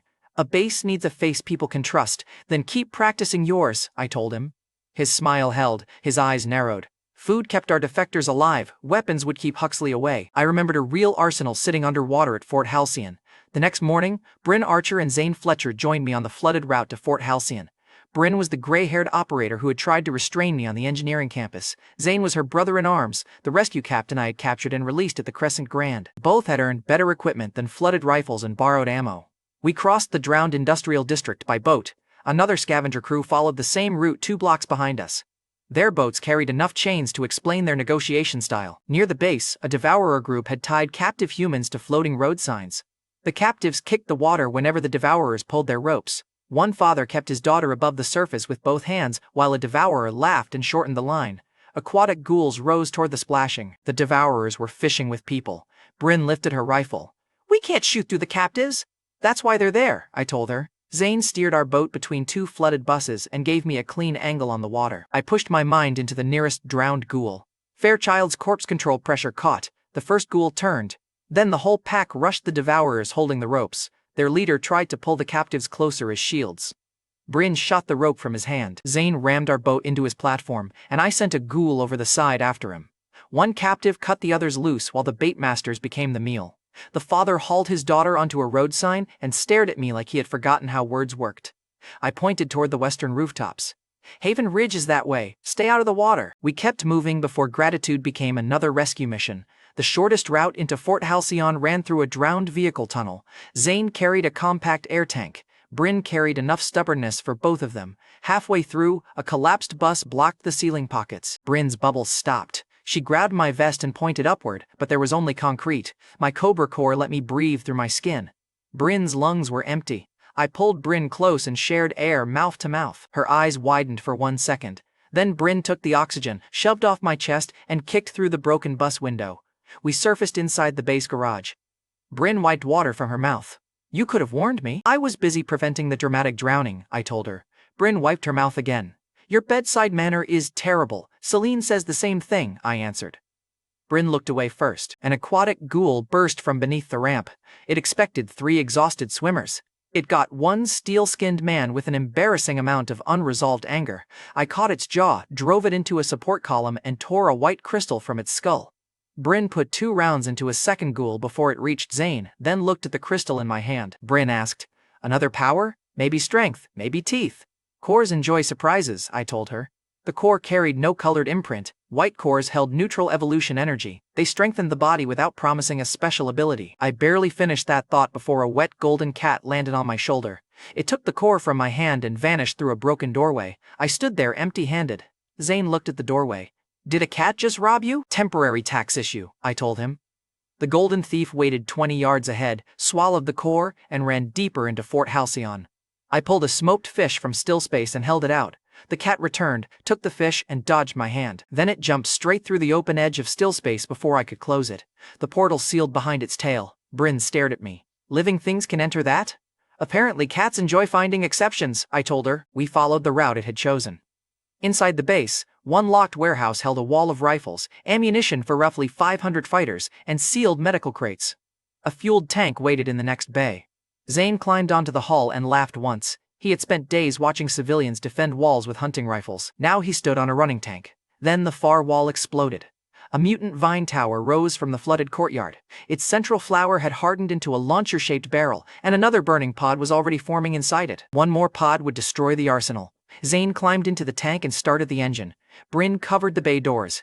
I opened still space across the warehouse floor. Rifle racks vanished by the row. Ammunition cases followed. Armor, radios, explosives, and medical crates disappeared before the second pod launched. Zane drove the tank through the outer gate. I absorbed the last weapon pallet. The burning pod hit the warehouse roof. Behind us, the empty building folded. Then the vine tower turned toward the tank. Bryn grabbed my arm. "Take the arsenal and go, I'll pull it away." She checked the burning flower, the distance to the water, and the empty magazine in her rifle. The nearest cover was underwater. Bryn stepped toward the open yard. I caught her belt and threw her onto the tank deck beside Zane. She hit the armor, rolled, and came up furious. Bryn snapped. "Rhett, save the heroic death for somebody who asks," I told her. "Drive," I ordered Zane. I skipped the speech. The plant was loading another round. I charged it alone. Parasite vines burst from the pavement and wrapped my legs. More coils locked around my arms and dragged me toward the flower's mouth. I cut 2. 4 replaced them. The plant had expected me to fight outside, so I opened still space beneath myself and dropped through. While I was inside still space, a second monster reached the Fort Halcyon yard. Zane told me the full sequence afterward. The rival scavenger crew reached the yard while I was gone. A white rabbit sat on the lead boat with a grin too wide for its face. Thin vines ran from the rabbit into the scavengers' necks. The controlled crew attacked Bryn. Their own faces were still awake behind the vines. One man begged her to run while his hands tried to stab her. She knocked 3 into the water, but the rabbit caught her ankle and pulled her from the tank. A vine wrapped her wrist and forced her pistol toward her own head. Zane kicked the weapon away, then tried to turn the turret. A controlled driver jammed a truck beneath the barrel. 2 more scavengers climbed the tank with axes. Zane threw one from the hull and took an axe across his vest. He had 1 shell and no clear shot. Meanwhile, I landed inside still space and found the golden thief waiting on a mountain of ammunition crates. The white core had changed him. He grew until his shoulders reached above the stacked pallets. Golden fur hardened across a body larger than the tank. Still space could never force an ordinary living being inside. The cat had jumped through voluntarily, and the space had accepted him. The second theft made the pattern obvious. His first theft had pulled me deeper into Fort Halcyon. His second had put him inside still space before the vine tower attacked. The giant cat lowered one shoulder and faced the exit. It looked like an invitation to help kill the plant. I pointed toward the exit. "You could have asked." The cat showed me every tooth. Fair. Communication standards were still developing. I climbed onto his back and opened the portal. We came out above the vine tower. The plant kept its barrel on the tank. Gold hit from above. Gold roared beneath me. Every window in the base shook. Bryn looked up from the rabbit fight. The house cat that stole my fish had returned at the size of a bus. Bryn's face almost made the lost core worth it. Gold landed across the main stalk and drove both front claws through the armored bark. Spatial stepped along his shoulder, reached the flower head, and punched through the hard shell. The launcher pod fired sideways into the courtyard. Half the root bed vanished in the explosion. Gold bit down. The vine tower wrapped 3 coils around his chest and tried to crush him. I cut the first coil, used the second as a handhold, and drove both hands into the split head. Gold pulled the stalk one way. I pulled the chamber the other. The armored shell cracked open. A dark green crystal rolled between us. The cat lunged. I took it first. His stare became personal. "Workplace compensation," I told him. The ruined base shifted. Floodwater poured through the broken walls. The giant cat shrank instantly and climbed my chest to avoid the water. I lifted him by the middle. The legendary mutant had survived explosives, cores, and a vine cannon. He was terrified of 6 inches of water. I lowered him into the flood. He became a screaming golden scarf around my neck. Negotiation complete. I carried him toward the tank. "Gold, that's your name." Gold dug his claws into my armor. He accepted the rescue and rejected the branding process. Across the yard, the parasite rabbit launched itself at Bryn. Zane finally cleared the tank barrel. He fired. The shell erased the rabbit's body and dropped its small core from the smoke. Zane had opened his mouth to shout Bryn's name. The crystal fell straight in. He swallowed before anyone could stop him. Zane's eyes turned white. The tank hatch bent under his hand. Accidental ingestion could trigger an uncontrolled awakening. The rabbit core happened to match him.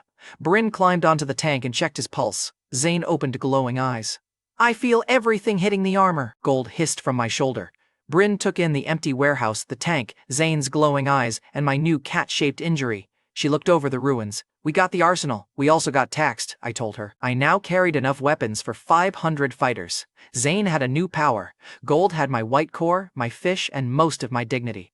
The first human to challenge those rewards was waiting on the road home. On the road outside Fort Halcyon, Zane tested the rabbit core against 2 devourers. The first swung a steel pipe at his head.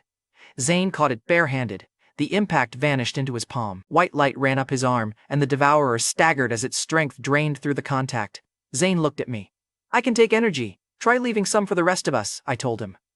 The second devourer charged from behind him. An axe crossed the road. I flicked a stone into its path. The stone changed the angle by inches. The axe missed Zane's neck and buried itself in the devourer's face. Captain Ross Danner stepped from a patrol truck and spread both hands. "You're welcome," Danner announced. "Food would be fair payment." Zane stared at the axe behind him.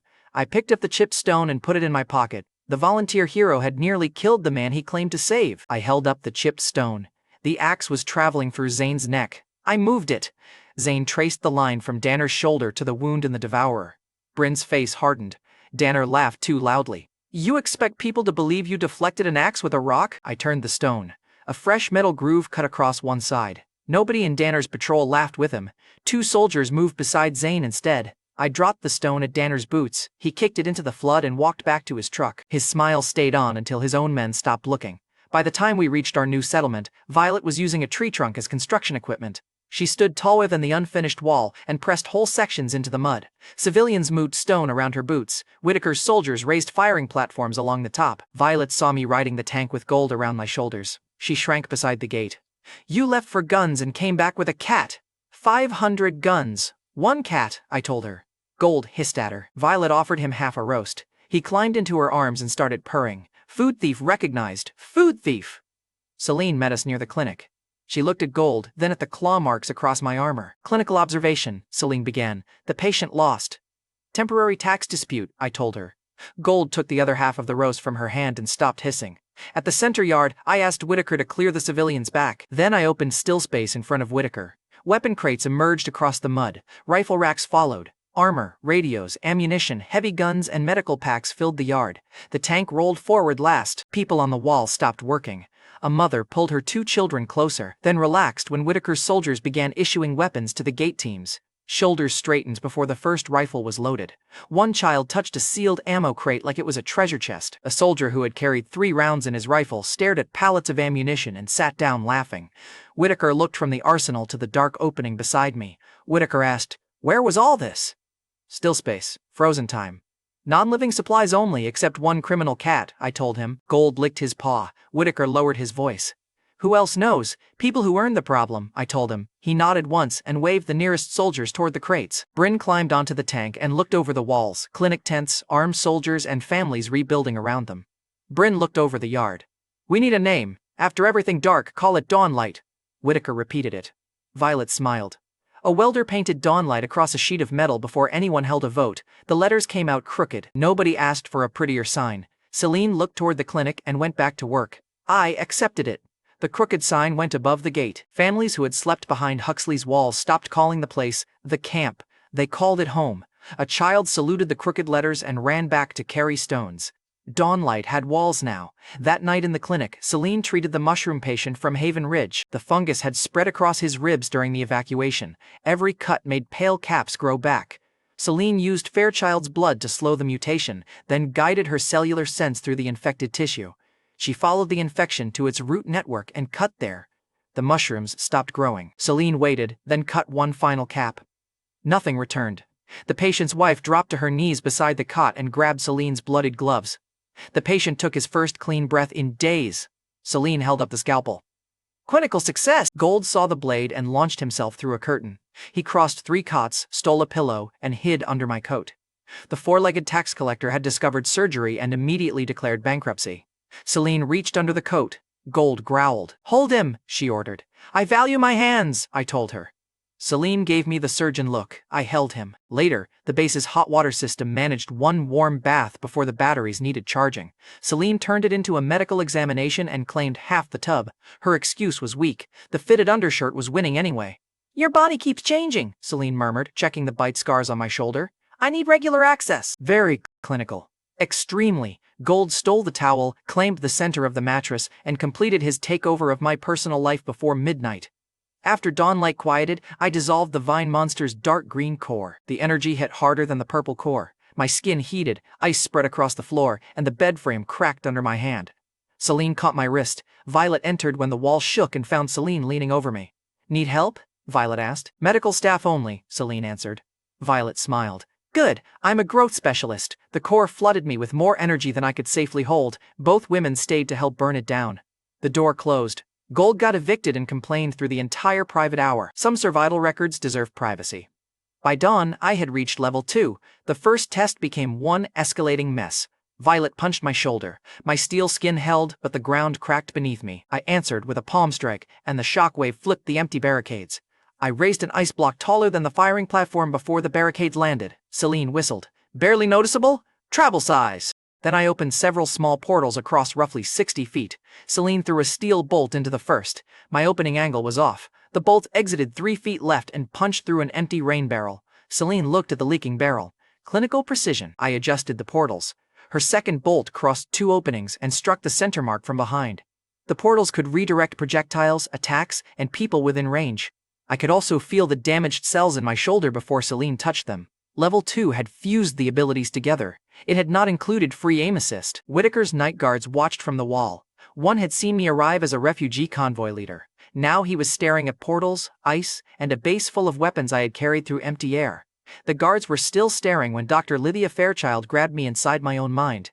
The training yard vanished. I landed in a frozen black space with Fairchild's hand around my throat. Her body looked whole there, calm and young, with the same face she had shown me in the memory trap.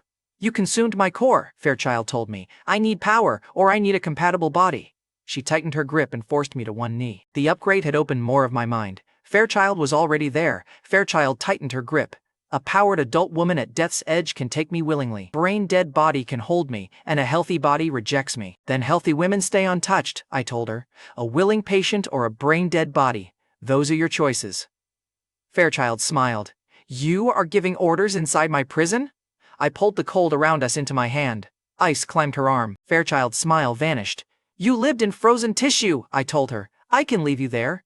The ice reached her shoulder. Her grip broke. Fairchild backed away. Feed me enough energy to stay stable, she told me, and I won't seize your body again. You get that and nothing else, I told her. Then the inner space released me. I opened my eyes in the training yard. Celine held my face. Violet had one hand around my waist to keep me standing. They had seen me freeze for several seconds. I gave Celine and Violet the safe version. A consciousness had survived inside the core. It could interrupt my body. It could not take a healthy host by force. Dawnlight had walls, guns, and 1,300 people. Before the week ended, one fight would pull me to the hospital while another army tested every brick we had built. The morning after Fairchild tried to strangle me inside my own head, I stood in Dawnlight's clinic. Then I asked Celine to introduce me to powered women. Celine set down her scalpel. Violet stopped eating beside the clinic door. You know exactly how that sounded. Celine folded her arms. How many women, Rhett? One compatible patient, I told her. Powered, consenting, and already at death's edge. A brain-dead donor also works. Healthy women are off limits. Violet leaned against the frame. So this is medical harem recruitment, I told Violet. This is hospice with worse branding. Celine gave me the clinical look. I'll handle the screening. You'll handle never phrasing it like that again. Fair. I had survived Monster Kings and still lost a fight to one sentence. Celine walked me through Dawnlight's clinic while she explained the problem. Roughly 1,300 people lived behind our walls. 400 were soldiers. Everyone else built, cooked, moved supplies, treated wounds, or kept the generators alive. The clinic had skilled hands and almost no medicine.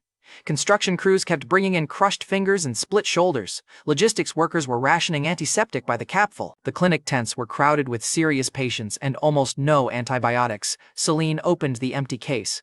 I can identify a safe candidate. I can't keep ordinary patients alive with clean bandages and confidence. Violet looked at the crowded cots. Her smile disappeared. Get the medicine first. Find Fairchild a candidate later. That made Northlake Regional Hospital our next target. Its pharmacy and surgical stores were still inside a devourer-held district. Every hour we delayed made Celine choose which patient received the last clean dose. An hour later, General Harrison Whitaker gathered the field leaders in Dawnlight's command room. Captain Ross Danner arrived first and placed both hands on the map. The volunteer hero had found another room with witnesses. Danner tapped the hospital route. My soldiers can clear it. Dawson can stay here and continue his private medical interviews. Zane Fletcher stood across from him. Your axe already tried to interview my neck. Danner's smile tightened. You're alive because I saved you. Zane touched the side of his neck. I'm alive because Rhett moved your axe. Nobody backed Danner. 2 officers looked at Zane instead. Whitaker pointed at the route. Danner's unit goes with Rhett and Zane. The hospital has medicine, and I want both groups watching each other. Danner straightened. I don't take orders from a former store clerk. I looked at his clean uniform. Good. Take them from the general you keep pretending to impress. Danner glanced at the watching officers and swallowed the reply. 2 officers near the wall watched him leave. One had stopped wearing Danner's unit patch after the axe incident. The other kept his eyes on Zane instead of his former captain. Danner still had soldiers. The room was already moving away from him. After Danner left, Whitaker locked the door and played a recording from the mission truck. The axe incident had made us cautious. Whitaker had planted a recorder near Danner's radio rack before the assignment became public. Danner's voice came through first. "Rhett and Zane lead," he told his Kusel. "Let the devourers weaken them. We finish whoever survives, return with the medicine, and I take command as Dawnlight's visible hero." One soldier asked about Whitaker. Danner answered, "Once Dawson is gone, the general has no supplies and no choice." The recording ended. Whitaker watched me. "We expected ambition, he chose treason." Zane listened to the final line twice. His face stayed calm, but one hand pressed against the side of his neck where Danner's axe should have landed. Whitaker asked whether to strip Danner's command before departure. "Then his loyal men scatter through Dawnlight," I told him. "Let him bring every rifle that chose him. I'd rather meet the whole Kusel in one hallway." No hearing, no speech. Danner wanted a battlefield, so I planned to give him one. Across the river in the neighboring city of Millstone, Liam Barrett and Finn Wallace were already recording a worse problem. Whitaker had sent my old friends to verify reports of women being trafficked and troops moving. Their camera feed reached Dawnlight in broken bursts. The first clear clip showed Liam and Finn crouched above an abandoned factory floor. Finn whispered, "Next time Rhett asks us to scout, I'm demanding dinner first." Liam kept the camera aimed through the railing. "You ate 3 dinners before we left." Finn grinned. "That was preparation." Then the factory lights came on, and the joke stopped. Cages covered the lower floor. Most held women waiting to be traded. Beyond them, nearly 2,000 captives stood around a concrete pool filled with dark blood and diluted serum. Masked workers forced people into the pool. One captive grabbed the railing and begged the woman behind him to run. A guard wrenched his fingers from the railing and pushed both of them in. They came out shaking, hungry, and no longer human. The first transformed man lunged toward the nearest cage. Workers chained him before he reached the women inside. Nobody stopped the next conversion. Gwen York walked beside the Devourer chief. The Mohawk operative had survived after I threw her into the flood at the university. Gwen told the chief his people had dragged her from the water and kept her in chains. Then she held up a weatherproof folder stamped with the Ascended Federation emblem. Gwen faced the chief. "Director Aldridge's scouts copied Reddick's second-generation formula before Northlake fell. I stole the field copy, traded it for my place here, and tested it on myself." Scars crossed both of Gwen's forearms from repeated injections. She pressed one thumb against a fresh vein and smiled at the chief. She cut her palm over a tray of seeds. Green shoots burst through the soil and wrapped around the tray's metal legs. One stem punched through the steel rim before the blood stopped dripping. Gwen's altered blood accelerated plant growth. The Devourer chief touched the bent metal, then ordered the second-generation serum moved to larger vats. He placed Gwen beside him. Behind them, masked workers shoved another row of captives toward the pool. Liam zoomed out. Rows of newly converted Devourers filled the streets beyond the factory. Finn's voice lost its usual grin. "That's an army." The transmission cut. Back at Dawnlight, I checked on Sadie Moore, the girl we had pulled from Northlake's rat arena, before departure. She was helping her brothers sort clean bandages near the clinic. Both brothers still moved carefully after Northlake, but they were alive and arguing over who folded faster. Sadie held up a small wrapped meal. "For the hospital." "Took it." "Celine packed enough food for 10 people. Sadie pushed it into my hand anyway. "Then this one is for me." I kept it. Sadie's brothers pulled her back toward the bandage tables as Celine joined me carrying her knife roll. Gold rode on Celine's shoulder and watched the food like an unpaid inspector. My radio cracked before Sadie reached the bandage tables. Liam's voice broke through static. "Rhett, Millstone has 2,000 captives. Gwen has serum. The army is—" Metal crashed on his end. Finn shouted for him to move. The line died. Gold jumped from Celine's shoulder and ran toward the hospital truck. I knew the First Life pattern. A hospital raid drew fighters away. The real strike hit whatever they left behind, so I changed the departure order. "Violet and Bryn hold Dawnlight's eastern wall," I told Whitaker. "Every other powered fighter stays with them. Celine and Zane come with me." Celine handed Violet a sealed strengthening dose from Reddick's lab. "One use, only when the wall starts losing." Violet tucked it into her coat. "Bring him back before I need it." Bryn checked her rifle. "Bring the medicine, we'll handle the road." Whitaker sent the wall teams east. Violet and Bryn went with them. The other gates held. Ammunition crates rolled east, and the tank engines started behind them. I took Celine, Zane, Gold, and Danner's unit toward the hospital. Back in Millstone, Gwen's people found the scouts before Finn could finish the warning. The last live clip showed Liam firing down one stairwell while Finn tore the radio from its strap. Devourers poured through both exits. Liam grabbed Finn's jacket. River! Finn shoved the radio into Liam's vest. You're faster! Spear crossed the factory floor and struck Finn through the back. He stayed standing long enough to fire at the devourers closing on Liam. Go! Finn ordered. Liam hesitated once. Finn fired again. Liam ran. The devourers dragged Finn down before he reached the stairs. They fed while Liam crashed through a window and reached the river with blood running down his side.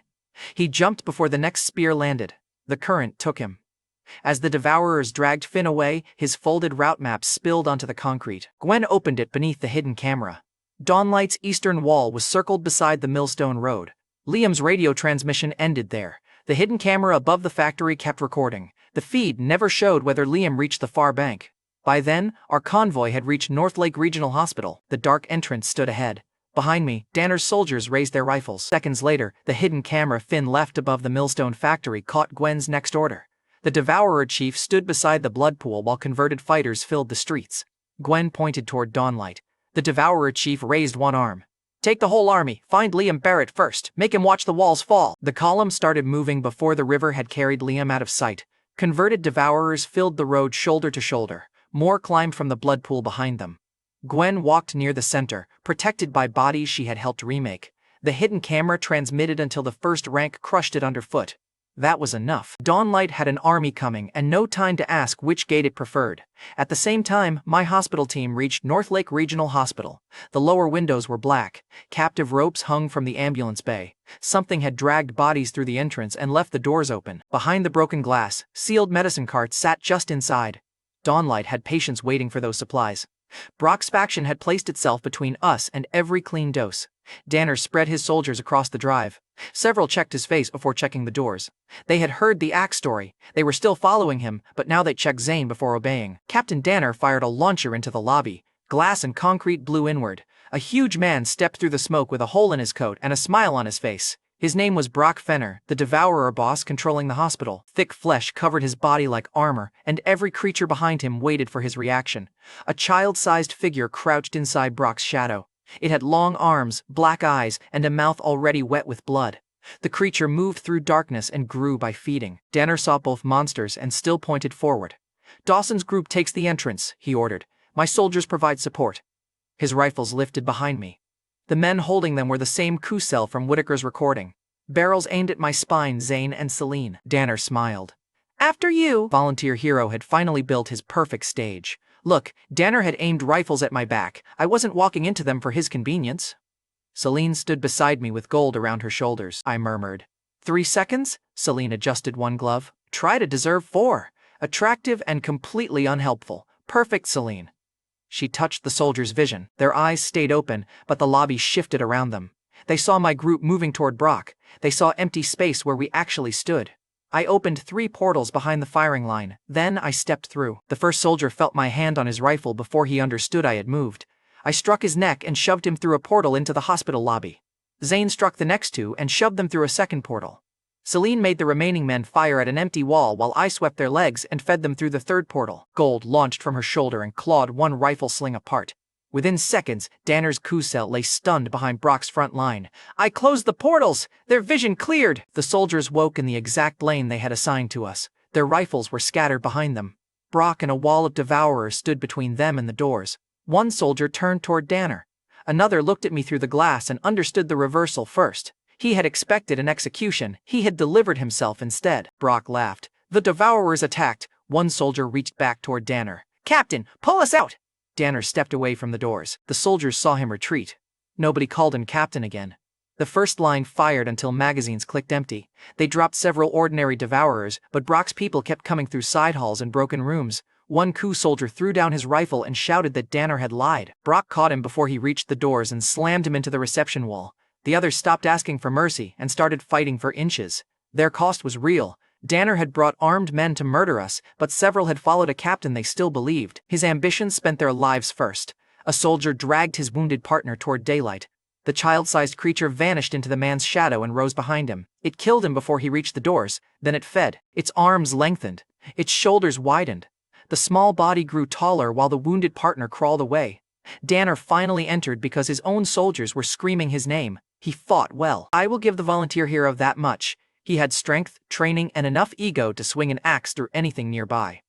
Danner split one, Devourer's skull, and drove another through a pharmacy gate. Brock caught the axe on his forearm. The blade sank deep. Brock smiled and pulled Danner closer.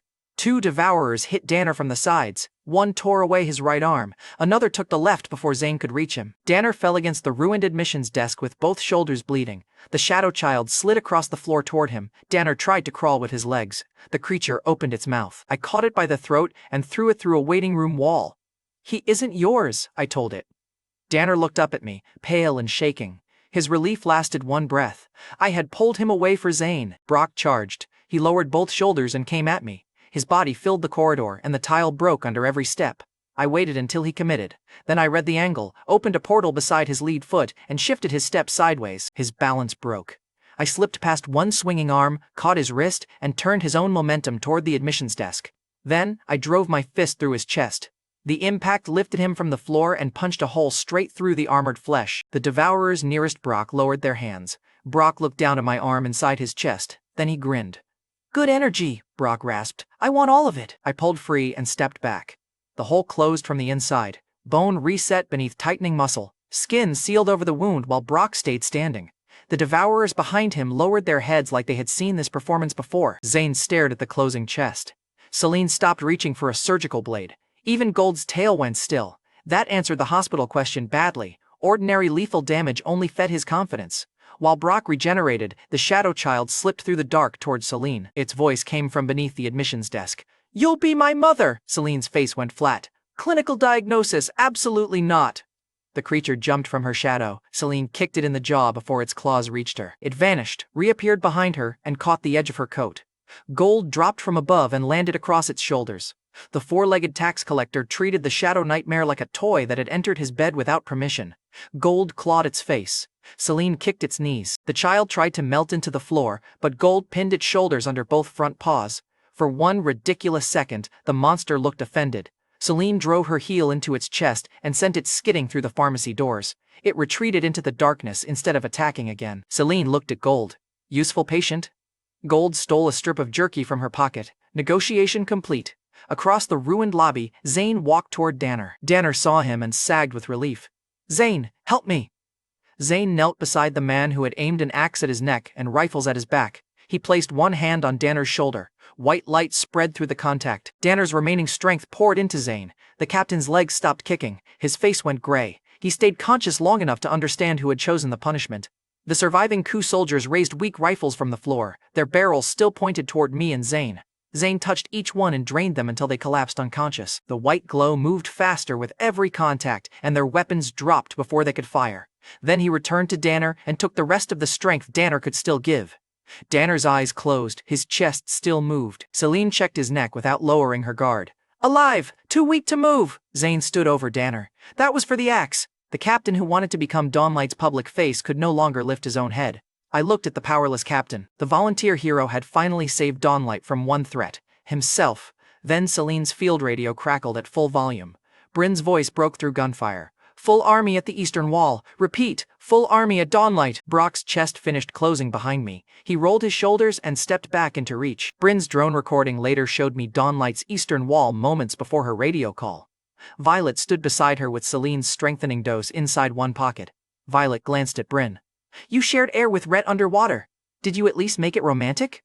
Bryn checked the drone controller. "You kissed him in front of a mutant scientist. Sit down." Violet smiled. "So that's a yes." "Look, I was across the city fighting a coup, and those two were using the wall to compare romantic evidence. Perfectly normal apocalypse behavior." A lookout on the tower raised binoculars. His hand stopped. The millstone road had disappeared beneath Devourers. The converted army filled the highway, the fields, and the flooded ditches beside both. Gwen York marched near the center beneath a shield of larger mutants. Bryn's smile vanished. She hit the alarm. Bryn took the wall radio.